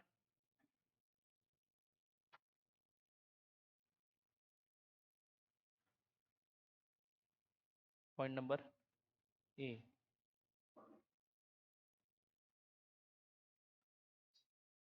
Equity shares issued to Neel limited. कितने इशू किए बेटा? अभी अभी निकाले। 11,400 बराबर है क्या? 11,400 शेयर्स ऑफ ₹25 ईच।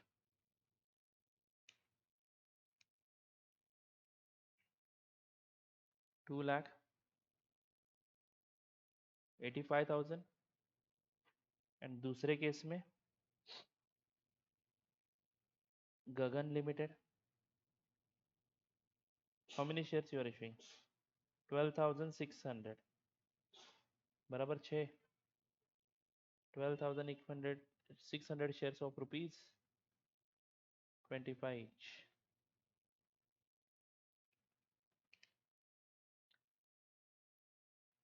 गगन के कॉलम में लिखना 3,15,000।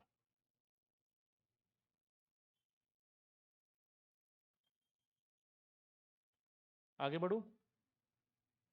बी, फास्ट हो रहा है या स्लो हो रहा है? ठीक है, मतलब मॉडरेट है। अभी इससे भी बढ़िया पेस में जाना है। एडवांस अकाउंट फटाफट फटाफट फटाफट खत्म करना है, घर जाना है कि नहीं?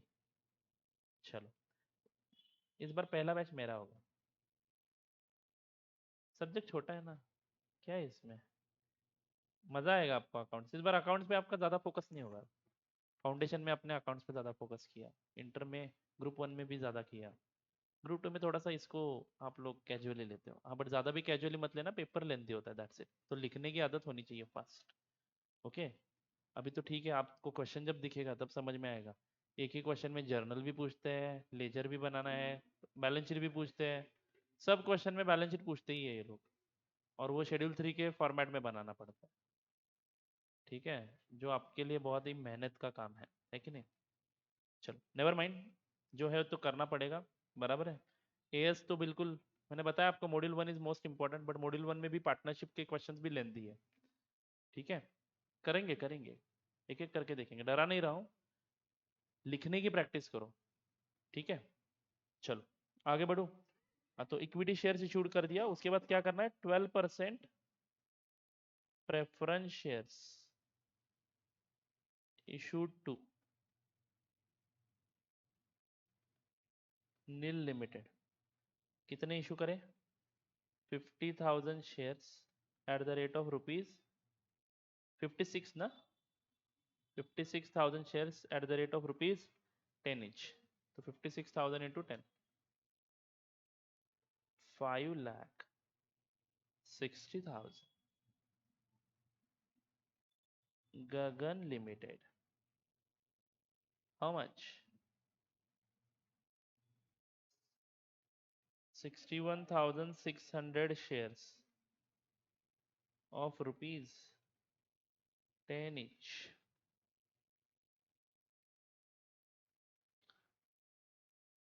मे बी यही क्वेश्चन आपके मेन क्वेश्चन में आ जाए पीसी निकालने के लिए। समझ में आ रहा है क्या?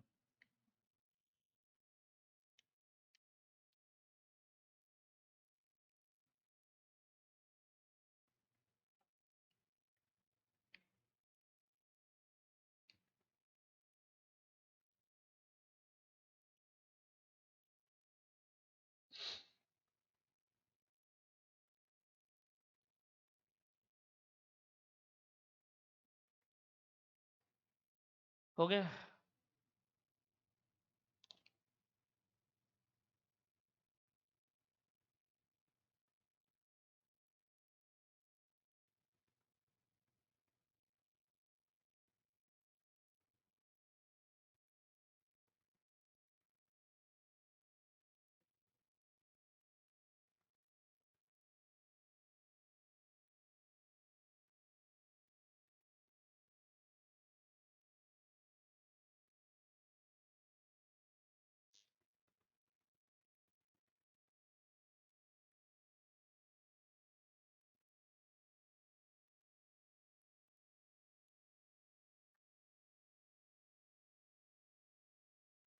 चलो आगे बढ़ते हैं। Now let's go ahead. अब परचेस कंसिडरेशन कैलकुलेट करने के लिए आप थोड़े से तैयार हो। थोड़े से बोल रहा हूँ मैं। और भी बहुत सारे क्वेश्चंस देखेंगे जिस हर क्वेश्चन में मतलब यहाँ से आके जितने भी क्वेश्चन सॉल्व करेंगे उस हर क्वेश्चन में आपको पीसी तो निकालना ही निकालना है। मोस्टली नेट पेमेंट मेथड ही होता है, कभी कभार नेट एसेट मेथड आ जाता है। बट नेट एसेट में नेट पेमेंट में क्या फर्क है आपको समझ में आ जाएगा जब आप अकाउंटिंग करोगे तब। ओके, तो let's start with the accounting process. तो बेटा यहाँ पे हमें अकाउंटिंग किसके बुक्स में करना है? दोनों कंपनियों के बुक्स में। ट्रांसफरर कंपनी के बुक्स में भी सीखना है, ट्रांसफरी कंपनी के बुक्स में भी सीखना है। ठीक है। अकाउंटिंग जो है, accounting in case of amalgamation लिख लो बेटा, accounting in case of amalgamation.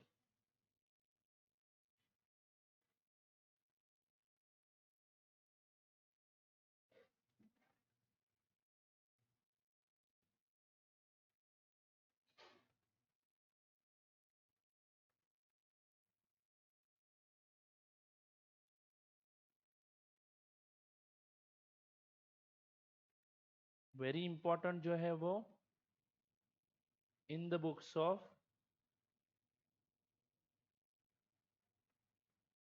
Transferee company. Okay, जिसको सीखने के लिए हमें AS14 पढ़ना है। ठीक है। And in the books of transferee company. अब यहाँ पे सर वेरी इंपॉर्टेंट नहीं लिखा है, मतलब छोड़ देना है क्या? नहीं। In the books of transferee company हमें ये सीखना है।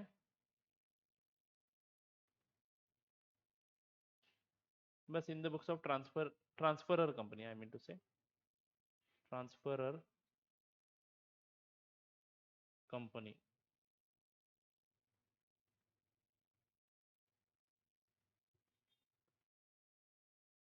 No statutory provisions for this.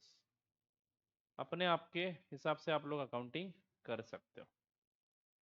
No statutory provisions यानी AS14 इसको गवर्न नहीं करता है। AS14 नॉट एप्लीकेबल लिखोगे तो भी चलेगा। ठीक है, नो स्टैट्यूटरी प्रोविजन लिखने से अच्छा है AS14 नॉट एप्लीकेबल। तो वो अकाउंटिंग करते समय मैं बताऊंगा कि वहां पे ऑब्जेक्टिव क्या होना चाहिए, और ये अकाउंटिंग करते समय हम लोग सीखेंगे कि अकाउंटिंग कैसे करना है एज पर AS14। ठीक है, तो let's start with accounting standard 14। As per AS14 there are two types of amalgamation. As per AS14 there are two types of amalgamation. As per AS14 there are two types of amalgamation.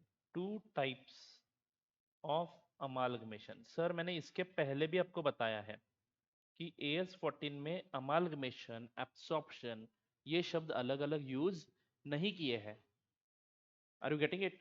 Amalgamation and absorption में एक common चीज क्या थी, कोई एक company liquidate हो रही है और कोई एक कंपनी कंटिन्यू हो रही है। तो आपने हर वक्त देखा है कि कंटिन्यू होते वक्त एक ही कंपनी कंटिन्यू हुई है। आर यू गेटिंग इट और नॉट? तो उस कंपनी के बुक्स में यानी ट्रांसफरी कंपनी के बुक्स में कैसे अकाउंटिंग करना है वो आपको AS14 में बताया है। तो ये AS14 बोलता है कि there are two types of amalgamations, there are two types of amalgamation. तो बेटा अमालगमेशन में एब्सॉर्प्शन भी आ चुका है। डू यू गेट इट और नॉट? पहले दिन का लेक्चर याद है कि नहीं? अमालगमेशन में एब्सॉर्प्शन भी है, यानी एब्सॉर्प्शन को अलग से नहीं ट्रीट करना है। There are two types of amalgamation, मतलब एब्सॉर्प्शन भी दो प्रकार के हैं। Is it right?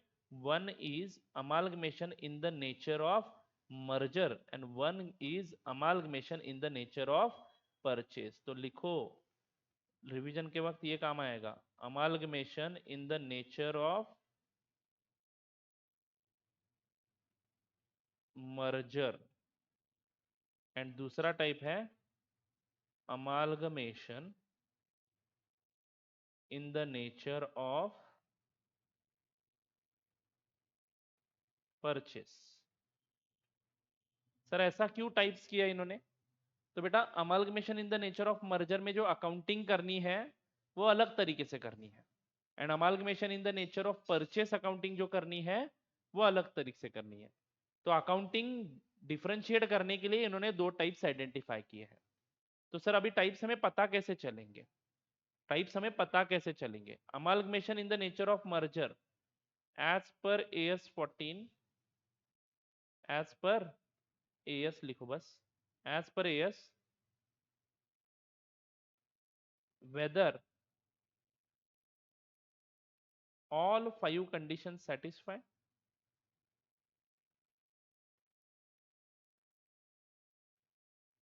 You will ask yourself whether all five conditions satisfy, then only you will be calling it as amalgamation in the nature of merger. All five conditions satisfy? Yes, then call it as amalgamation in the nature of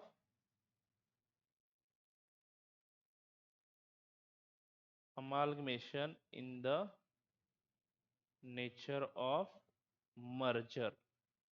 तो पांच condition कौन से हैं वो बाद में देखेंगे, पहले मैं क्या बता रहा हूं समझ में आ रहा है? If all five conditions satisfy, all five, very very important, all five conditions satisfy, then we will be calling it as amalgamation in the nature of merger। and अगर आंसर नो है, नो है, then it's, arrow कर दो बस, then it's amalgamation in the nature of purchase। do you get it my friends? then it's amalgamation in the nature of purchase। समझ में आ रहा है बच्चों? तो बहुत ही सिंपल क्लासिफिकेशन है। पांच कंडीशन सेटिस्फाई होते हैं तो amalgamation in the nature of merger use करना है। पांच कंडीशन सेटिस्फाई नहीं होते हैं तो आप लोग उस अमालगमेशन को amalgamation in the nature of purchase बोलोगे। Amalgamation in the nature of merger कब बोलोगे? पांचों के पांच कंडीशन सेटिस्फाई होते हैं, एक भी टूट जाता है तो that will B amalgamation in the nature of purchase. तो वो पांच कंडीशन बहुत ही सिंपल से कंडीशन से देखेंगे हम लोग। बट ऐसा क्यों सर, ऐसा क्यों किया है? क्योंकि सर जब amalgamation in the nature of merger है तो बेटा follow pulling of interest method. Sir terms पढ़ के तो डर लग रहा है। अरे पुलिंग टर्म नहीं, pulling of interest method. Simple है, बहुत ही सिंपल है, बाद में हंस पड़ोगे आप लोग। Pooling of interest method of accounting, nonsense. Pooling of interest method of accounting. And अगर ये आता है कौन सा, amalgamation in the nature of purchase, then purchase method of accounting.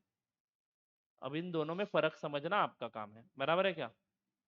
Sorry मेरा काम है, फर्क समझाना मेरा काम है, समझना आपका काम है। परचेस मेथड ऑफ अकाउंटिंग, बस AS14 ओवर। सच में, अरे सच बोल रहा हूँ, AS14 खत्म हुआ इसके साथ, यानी इतना ही पढ़ना है। आपको आइडेंटिफाई करना है कि आपका ये जो अमालगमेशन है, नहीं तो ये जो एब्सॉर्प्शन है, ये कौन से प्रकार का है, whether it is amalgamation in the nature of purchase or whether it is amalgamation in the nature of merger. If it is amalgamation in the nature of merger, then you will follow pooling of interest method. But if it is amalgamation in the nature of purchase, you don't follow pooling of interest method. You have to follow purchase method only. Sir, what is the difference between these two methods of accounting? That is what we are going to discuss in the next few lectures. Are you getting it? So let's understand what are the conditions that have been written in AS 14 to decide whether an amalgamation is in the nature of purchase or whether an amalgamation is in the nature of merger. तो अभी जो मैंने चर्चा की वो इस paragraph में लिखी हुई है, बट एक लाइन में यहाँ पे पढ़ना चाहूंगा जो रेड में लिखा हुआ है. Amalgamation in the nature of merger is an amalgamation as per para 3e of AS 14 which satisfies all the following condition. All, very very important, all मतलब सभी के सभी, एक भी अगर सेटिस्फाई नहीं होता है, 5 है क्या, एक भी अगर सेटिस्फाई नहीं होता है, लास्ट वाला लाइन पढ़ के दिखाता हूं मैं अभी. If any one or more of the above condition, if any one condition is not satisfied in an amalgamation, such amalgamation is called as amalgamation in the nature of purchase. Is it clear to you? So let's go through the condition. पहला condition, all the assets and liabilities of the transferor company become after amalgamation the assets and liabilities of the transferee company. तो जितने भी assets आपके balance sheet में हैं, किसके, transferor company के balance sheet में, एंड जितने भी लायबिलिटीज उस ट्रांसफरर कंपनी के बैलेंस शीट में हो, वो सारे के सारे टेक ओवर करना जरूरी है टू सेटिस्फाई दिस कंडीशन. तो transferee company will take over all the assets and liabilities of the transferor company. Transferee company will take over all the assets and liabilities of the transferor company. Is it clear to you? All the assets and liabilities of the transferor company become after amalgamation the assets and liabilities of the transferee company. Simple सा condition है. एक भी asset छूटा नहीं तो नहीं लिया है, समझ लो. सॉरी,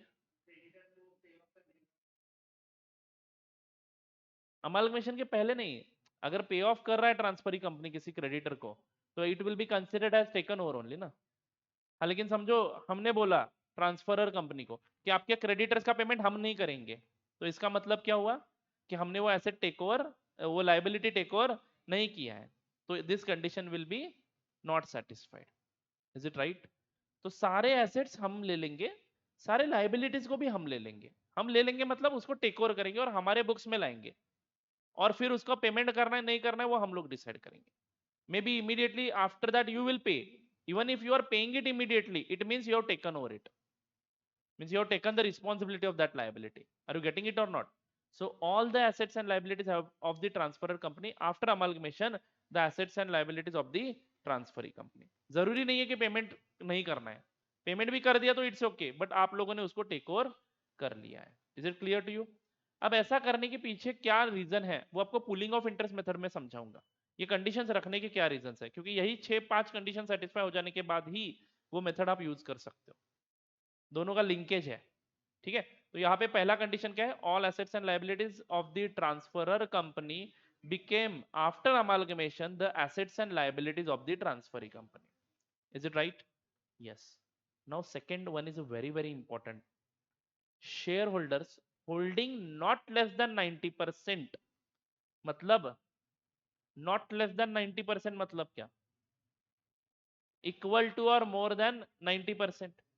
तो मैं ऐसा पढ़ता हूं, शेयर होल्डर्स इक्वल टू और मोर than 90% of the face value of equity shares of the transferor company. तो फेस वैल्यू का 90% लेना है, याद रखना, नंबर ऑफ शेयर्स का नहीं लेना है. फेस वैल्यू का 90% और मोर than 90% share holders of the transferor company. ये बीच में जो ब्रैकेट में लिखा है वो छोड़ दो, टाइम बीइंग छोड़ दो, time being ignore it. I will let you know when the time comes. Okay. shareholders more than or equal to 90% of the face value of the transferor company become the equity shareholders of the transferee company by virtue of amalgamation. अब बोलो बेटा, transfer company का share holder transferee company का share holder कैसे बनेगा? अगर transferee company उनको payment करते समय शेयर्स देती है तो ही बनेगा ना। आर यू गेटिंग इट और नॉट? तो सेम शेयर्स देने हैं ऐसा भी कुछ नहीं है। क्या बोला इन्होंने? शेयर होल्डर्स मोर देन 90% और equal to 90% of the face value of equity shares of the transferor company became equity share holders of the transferee company. यानी 90% से ज्यादा share holders of the transferor company should become the shareholder of the transferee company. Are you getting it? यानी transferor company के share holders ही वहां पे transferee company के share holders बन रहे हैं। 90% नहीं तो 90% से ज्यादा, कम से कम 90% नहीं तो 90% के ऊपर, यानी 91%, 92%, 93%, 100% शेयर होल्डर्स भी बन जाते हैं तो भी ये कंडीशन सेटिस्फाई हुआ। लेकिन बेटा 80% शेयर होल्डर्स ने ही शेयर्स एक्सेप्ट किया और बाकी के शेयर होल्डर्स को कैश दिया गया। तो जिनको कैश दिया जा रहा है 20% शेयर होल्डर्स को, वो उस कंपनी के शेयर होल्डर्स नहीं बन रहे हैं, तो ये कंडीशन सेटिस्फाई नहीं हो रहा है। समझ में आ रहा है क्या? इसका एक मतलब आपको और समझ में आ रहा है क्या? यानी परचेस कंसिडरेशन शेयर्स में होना चाहिए। जरूरी नहीं कि पूरा का पूरा, बट एटलीस्ट एक एक शेयर तो हर एक शेयर होल्डर को मिलना चाहिए। समझ में आ रहा है मैं क्या बोल रहा हूँ? यस। आगे बढ़ू क्या? अब ब्रैकेट वाली बात करते हैं। ये 90% निकालते समय ब्रैकेट में क्या बोला है? ये 90% निकालते समय आप लोग other than equity shares already held there in immediately before the amalgamation by transferee company और इट्स सब्सिडरी और देयर नॉमिनीज। यानी ये 90% निकालते समय समझ लो ट्रांसफरी कंपनी ने कुछ शेयर्स ऑलरेडी हेल्ड करके रखे हैं। किसमें? ट्रांसफरर कंपनी में। समझ में आ रहा है मैं क्या बोल रहा हूं? other than equity shares already held therein immediately before the amalgamation by the transferee company। Transferee company पहले पढ़ लेते। समझ लो ए नाम की एक कंपनी है जो है ट्रांसफरर एंड बी नाम की कंपनी है ट्रांसफरी कंपनी। तो कंडीशन क्या है? ए लिमिटेड के शेयर होल्डर जो है वो बाय वर्च्यू ऑफ अमालगमेशन 90% से ज्यादा शेयर होल्डर्स बी लिमिटेड के शेयर होल्डर्स बनने चाहिए। Do you agree with this? Yes. मतलब ट्रांसफरी कंपनी क्या करेगा? शेयर्स इशू करेगा ट्रांसफरर कंपनी को। अब ये क्या कंडीशन है? अदर देन, ये 90% निकालते समय हमें वो शेयर्स एक्सक्लूड करने हैं। अदर देन ये मतलब ये छोड़ के, अदर देन दो shares already held there in immediately before the amalgamation by the transferee company.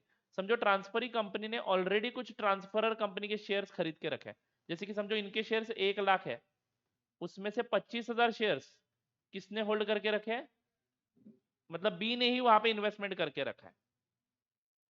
तो बेटा 1 लाख का 90% लोगे या 75,000 का 90%? This is what our condition is. But मैंने वो एक्सक्लूड करने को क्यों बोला? क्योंकि मैंने कल आपको सिलेबस दिखाया था, इंटर कंपनी होल्डिंग आपके सिलेबस में ही नहीं है, तो ये इररिलेवेंट है। Are you getting my point? ऐसा होगा ही नहीं ना, inter company holding B A में होल्ड नहीं करेगा, ए बी में होल्ड नहीं करेगा। इंस्टीट्यूट सिलेबस में लिख के दे रही है, तो हम क्यों चिंता करें इसकी? ये फाइनल में जाके पढ़ो। समझ में आ रहा है? बट फिर भी पढ़ा है मैंने। 75,000 का 90% लेंगे उस केस में, क्योंकि बेटा ये 25,000 शेयर के लिए फिर से ट्रांसफरी कंपनी के शेयर ही मिलने वाले हैं, तो वो छोड़ के ही हमें पीसी निकालना पड़ता है। यही तो आप एक्स्ट्रा जाके पढ़ने वाले हो फ्यूचर में, क्योंकि वो शेयर्स किसके हैं? हम ट्रांसफरी कंपनी है, हमने ऑलरेडी उनके कुछ शेयर्स खरीदे हैं, तो उन शेयर के एक्सचेंज में किसके शेयर्स मिलेंगे? हमारी कंपनी के शेयर्स मिलेंगे ना। तो ऐसा थोड़ी करेंगे हमारी कंपनी के शेयर्स हम ही को इशू करेंगे क्या? तो वो छोड़ के बचे हुए शेयर होल्डर्स को इशू करेंगे, तो ऑब्वियसली वो छोड़ने ही पड़ेंगे ना। क्लियर है कि नहीं? यस। चलो, बट ये फिर भी मैं बोलता हूँ कि इररिलेवेंट है राइट नाउ, बिकॉज हमें इंटर कंपनी होल्डिंग का क्वेश्चन आने ही नहीं वाला है। अभी तक तो नहीं आया है, मैं इतने सालों से पढ़ा रहा हूँ, ठीक है, क्योंकि सिलेबस में क्लियर कट लिखा है एक्सक्लूडिंग इंटर कंपनी होल्डिंग। बहुत ही सिंपल सिंपल क्वेश्चन है, आपको जरा भी टेंशन लेने की जरूरत नहीं है। इससे इजी कुछ हो ही नहीं सकता है, सिर्फ लेंदी होगा। ठीक है, आगे बढ़ता हूं। तीसरा condition, the consideration for the amalgamation receivable by those equity shareholders। The consideration for the amalgamation receivable by those equity share holders of the transfer company who agree to become equity share holders of the transferee company, यानी जो share holders आपके share holders बनने के लिए तैयार है, उनको जो परचेस कंसिडरेशन देने वाले हो आप लोग, उनको जो परचेस कंसिडरेशन देने वाले हो आप लोग, is discharged bye the transferee company Holi by the issue of equity shares in the transferee company. यानी इनडायरेक्टली 90% से ज्यादा शेयर होल्डर तो बोलते हो कि हमारी कंपनी के शेयर होल्डर्स बनने चाहिए, तो उनको जो पीसी दोगे वो compulsorily in the form of equity shares ही होना चाहिए। Are you getting it? In the form of equity shares बोला है, इक्विटी, इक्विटी समझ में आता है क्या? यानी उनको प्रेफरेंस शेयर इशू करके नहीं चलेगा, उनको कंपल्सरीली इक्विटी शेयर्स ही देना है। यानी ये इंपॉर्टेंट कंडीशन है, यहाँ पे सारे प्रॉब्लम्स में आपको पता चलेगा कि जरा सा भी कैश इशू किया ना खत्म। यानी जो कोई भी 90% से ज्यादा शेयर होल्डर मेरे कंपनी के शेयर होल्डर बनने ही वाले हैं, उनको मैं पीसी कैसे दूंगा? उनको जो अमाउंट पे करना है वो पूरा का पूरा इक्विटी फॉर्म में ही दूंगा मैं, यानी उनको मैं इक्विटी शेयर से इशू करूंगा। Are you getting my point? Yes. Exception है यहाँ पे, एक्सेप्ट दैट कैश में be paid in respect of fractional share. अब फ्रैक्शनल शेयर मतलब क्या? कभी कभार कैलकुलेशन करते समय 1.02 शेयर्स आता है, तो ये 0.02 शेयर इशू कर सकते हो क्या? हाँ, तो ये एक तो 2 शेयर इशू करोगे, नहीं तो 1 शेयर इशू करोगे, तो ये 0.02 के लिए आप लोग कैश दे सकते हो, वो प्रोपोर्शनेट अमाउंट का कैश निकाल के दे सकते हो, उतना ही अलाउड है, नहीं तो शेयर्स राउंड करना नहीं है आपको, ठीक है? वो उल्टा पड़ जाएगा फिर। हाँ, तो फ्रैक्शन के लिए दे सकते हो cash, that is been, it's okay. In that case I will be saying कि ये कंडीशन सेटिस्फाई हुआ अगर फ्रैक्शनल शेयर के लिए कैश इशू किया तो, बराबर है? अदरवाइज अगर आप जरा भी अमाउंट कैश में दे देते हो तो it will be considered as this condition will not, is not satisfied. आगे बढ़ू। The business of the transferor company, ये बहुत ही सिंपल है, is intended to be carried on after amalgamation by the transferee company, तो same business continue करना है। Okay, business बदलना नहीं है, बदलना नहीं होता तो क्यों टेक ओवर करता मैं? Are you getting it? हाँ, तो आप वो मेथड यूज कर सकते हो, कौन सा? Pooling of interest method. अगर आप बदलना चाहते हो बिजनेस, उसको मिटाना चाहते हो, सिर्फ उसको कंपटीशन से हटाने के लिए आपने टेक ओवर किया है, तो आप बिजनेस बंद कर दो, उसका अपना अपना चला दो, खरीद लो, बंद कर दो, ठीक है? हाँ, बट उस केस में आप लोगों का amalgamation in the nature of purchase हो जाएगा, अकाउंटिंग उस मेथड के हिसाब से करो, ये मेथड नहीं चलेगा। इस मेथड में ऐसा क्या स्पेशल है जो उस मेथड में नहीं है, बताऊंगा मैं आपको कल। ओके, बहुत ही जबरदस्त मेथड है, शेयर होल्डर्स ये मेथड यूज करने को बोलेंगे, क्यों, उसका भी रीजन बताऊंगा। No adjustment is intended to be made to the book values, जो ऊपर वाला कंडीशन क्या बोलता है? सारे एसेट्स एंड लायबिलिटीज को टेक ओवर करो, और ये वाला कंडीशन क्या बोलता है? उसमें कोई एडजस्टमेंट नहीं करने का, जितना बुक वैल्यू उसके पुराने वाले बैलेंस शीट में है उतना ही बुक वैल्यू आपके बैलेंस शीट में दिखना चाहिए, भले ही आप एग्रीड वैल्यू कोई भी ले लो परचेस कंसिडरेशन निकालने के लिए, बट रिकॉर्डिंग बुक वैल्यूज पे ही होगा। No adjustment intended to be made in the book values of the assets and liabilities of the transferor company when they are incorporated in the financial statements of the transferee company except to ensure the uniformity of accounting policy। जैसे कि समझो stock उनका भी है हमारा भी है, stock वो लोग फीफो से यूज करते हैं, एवरेज कैलकुलेट करते हैं, मैं एवरेज कॉस्ट से करता हूँ, तो बेटा ये तो दो दो पॉलिसी हो जाएगी ना, तो वो पॉलिसी मैच करने के लिए अगर थोड़ा बहुत चेंज कर लेते तो it's okay, that is allowed, but वो छड़ के कोई भी बुक्स ऑफ अकाउंट्स में चेंज नहीं करना। यानी बुक्स ऑफ अकाउंट्स में बुक वैल्यूज में चेंज कर सकते हो कब? जब आपको अकाउंटिंग पॉलिसी सेम करना है तब, otherwise don't change. Are you getting it? अगर दो अकाउंटिंग पॉलिसीज अलग अलग है दोनों में तो ही चेंज करना पॉसिबल है, अलाउड है, otherwise no change is allowed। Okay, if these 5 conditions are satisfied then we will be calling it as a amalgamation in the nature of merger, and if it is in the nature of merger we will be following the pooling of interest method, and if these out of these 5 any one condition is not satisfied then straight away don't go for other conditions। समझो पहला ही condition satisfy नहीं होता है, आगे बढ़ने की जरूरत ही नहीं है, परचेस है, परचेस मेथड से सॉल्व कर लेंगे। Do get it? तो हर क्वेश्चन में ये 5 कंडीशन हम लोग अप्लाई करके देखते हैं और उसके बाद हम लोग डिसाइड करते हैं कि कौन सा अकाउंटिंग का तरीका यूज करना है। तो आज का लेक्चर यहाँ पे समाप्त होता है। कल के लेक्चर में हम लोग देखेंगे कि अगर परचेस मेथड है तो कैसे अकाउंटिंग करना है, एंड अगर nature in the nature of merger है तो कैसे अकाउंटिंग करना है, पुलिंग ऑफ इंटरेस्ट मेथड है तो कैसे अकाउंटिंग करना है। बहुत ही मजेदार है, एंजॉय भी करोगे आप लोग, ठीक है? कल से हमारा ये जो मेन चैप्टर है वो शुरू हो जाएगा, ठीक है? यस, तो आज के लिए बस इतना ही, मिलते हैं कल के लेक्चर में। Tata bye bye, see you.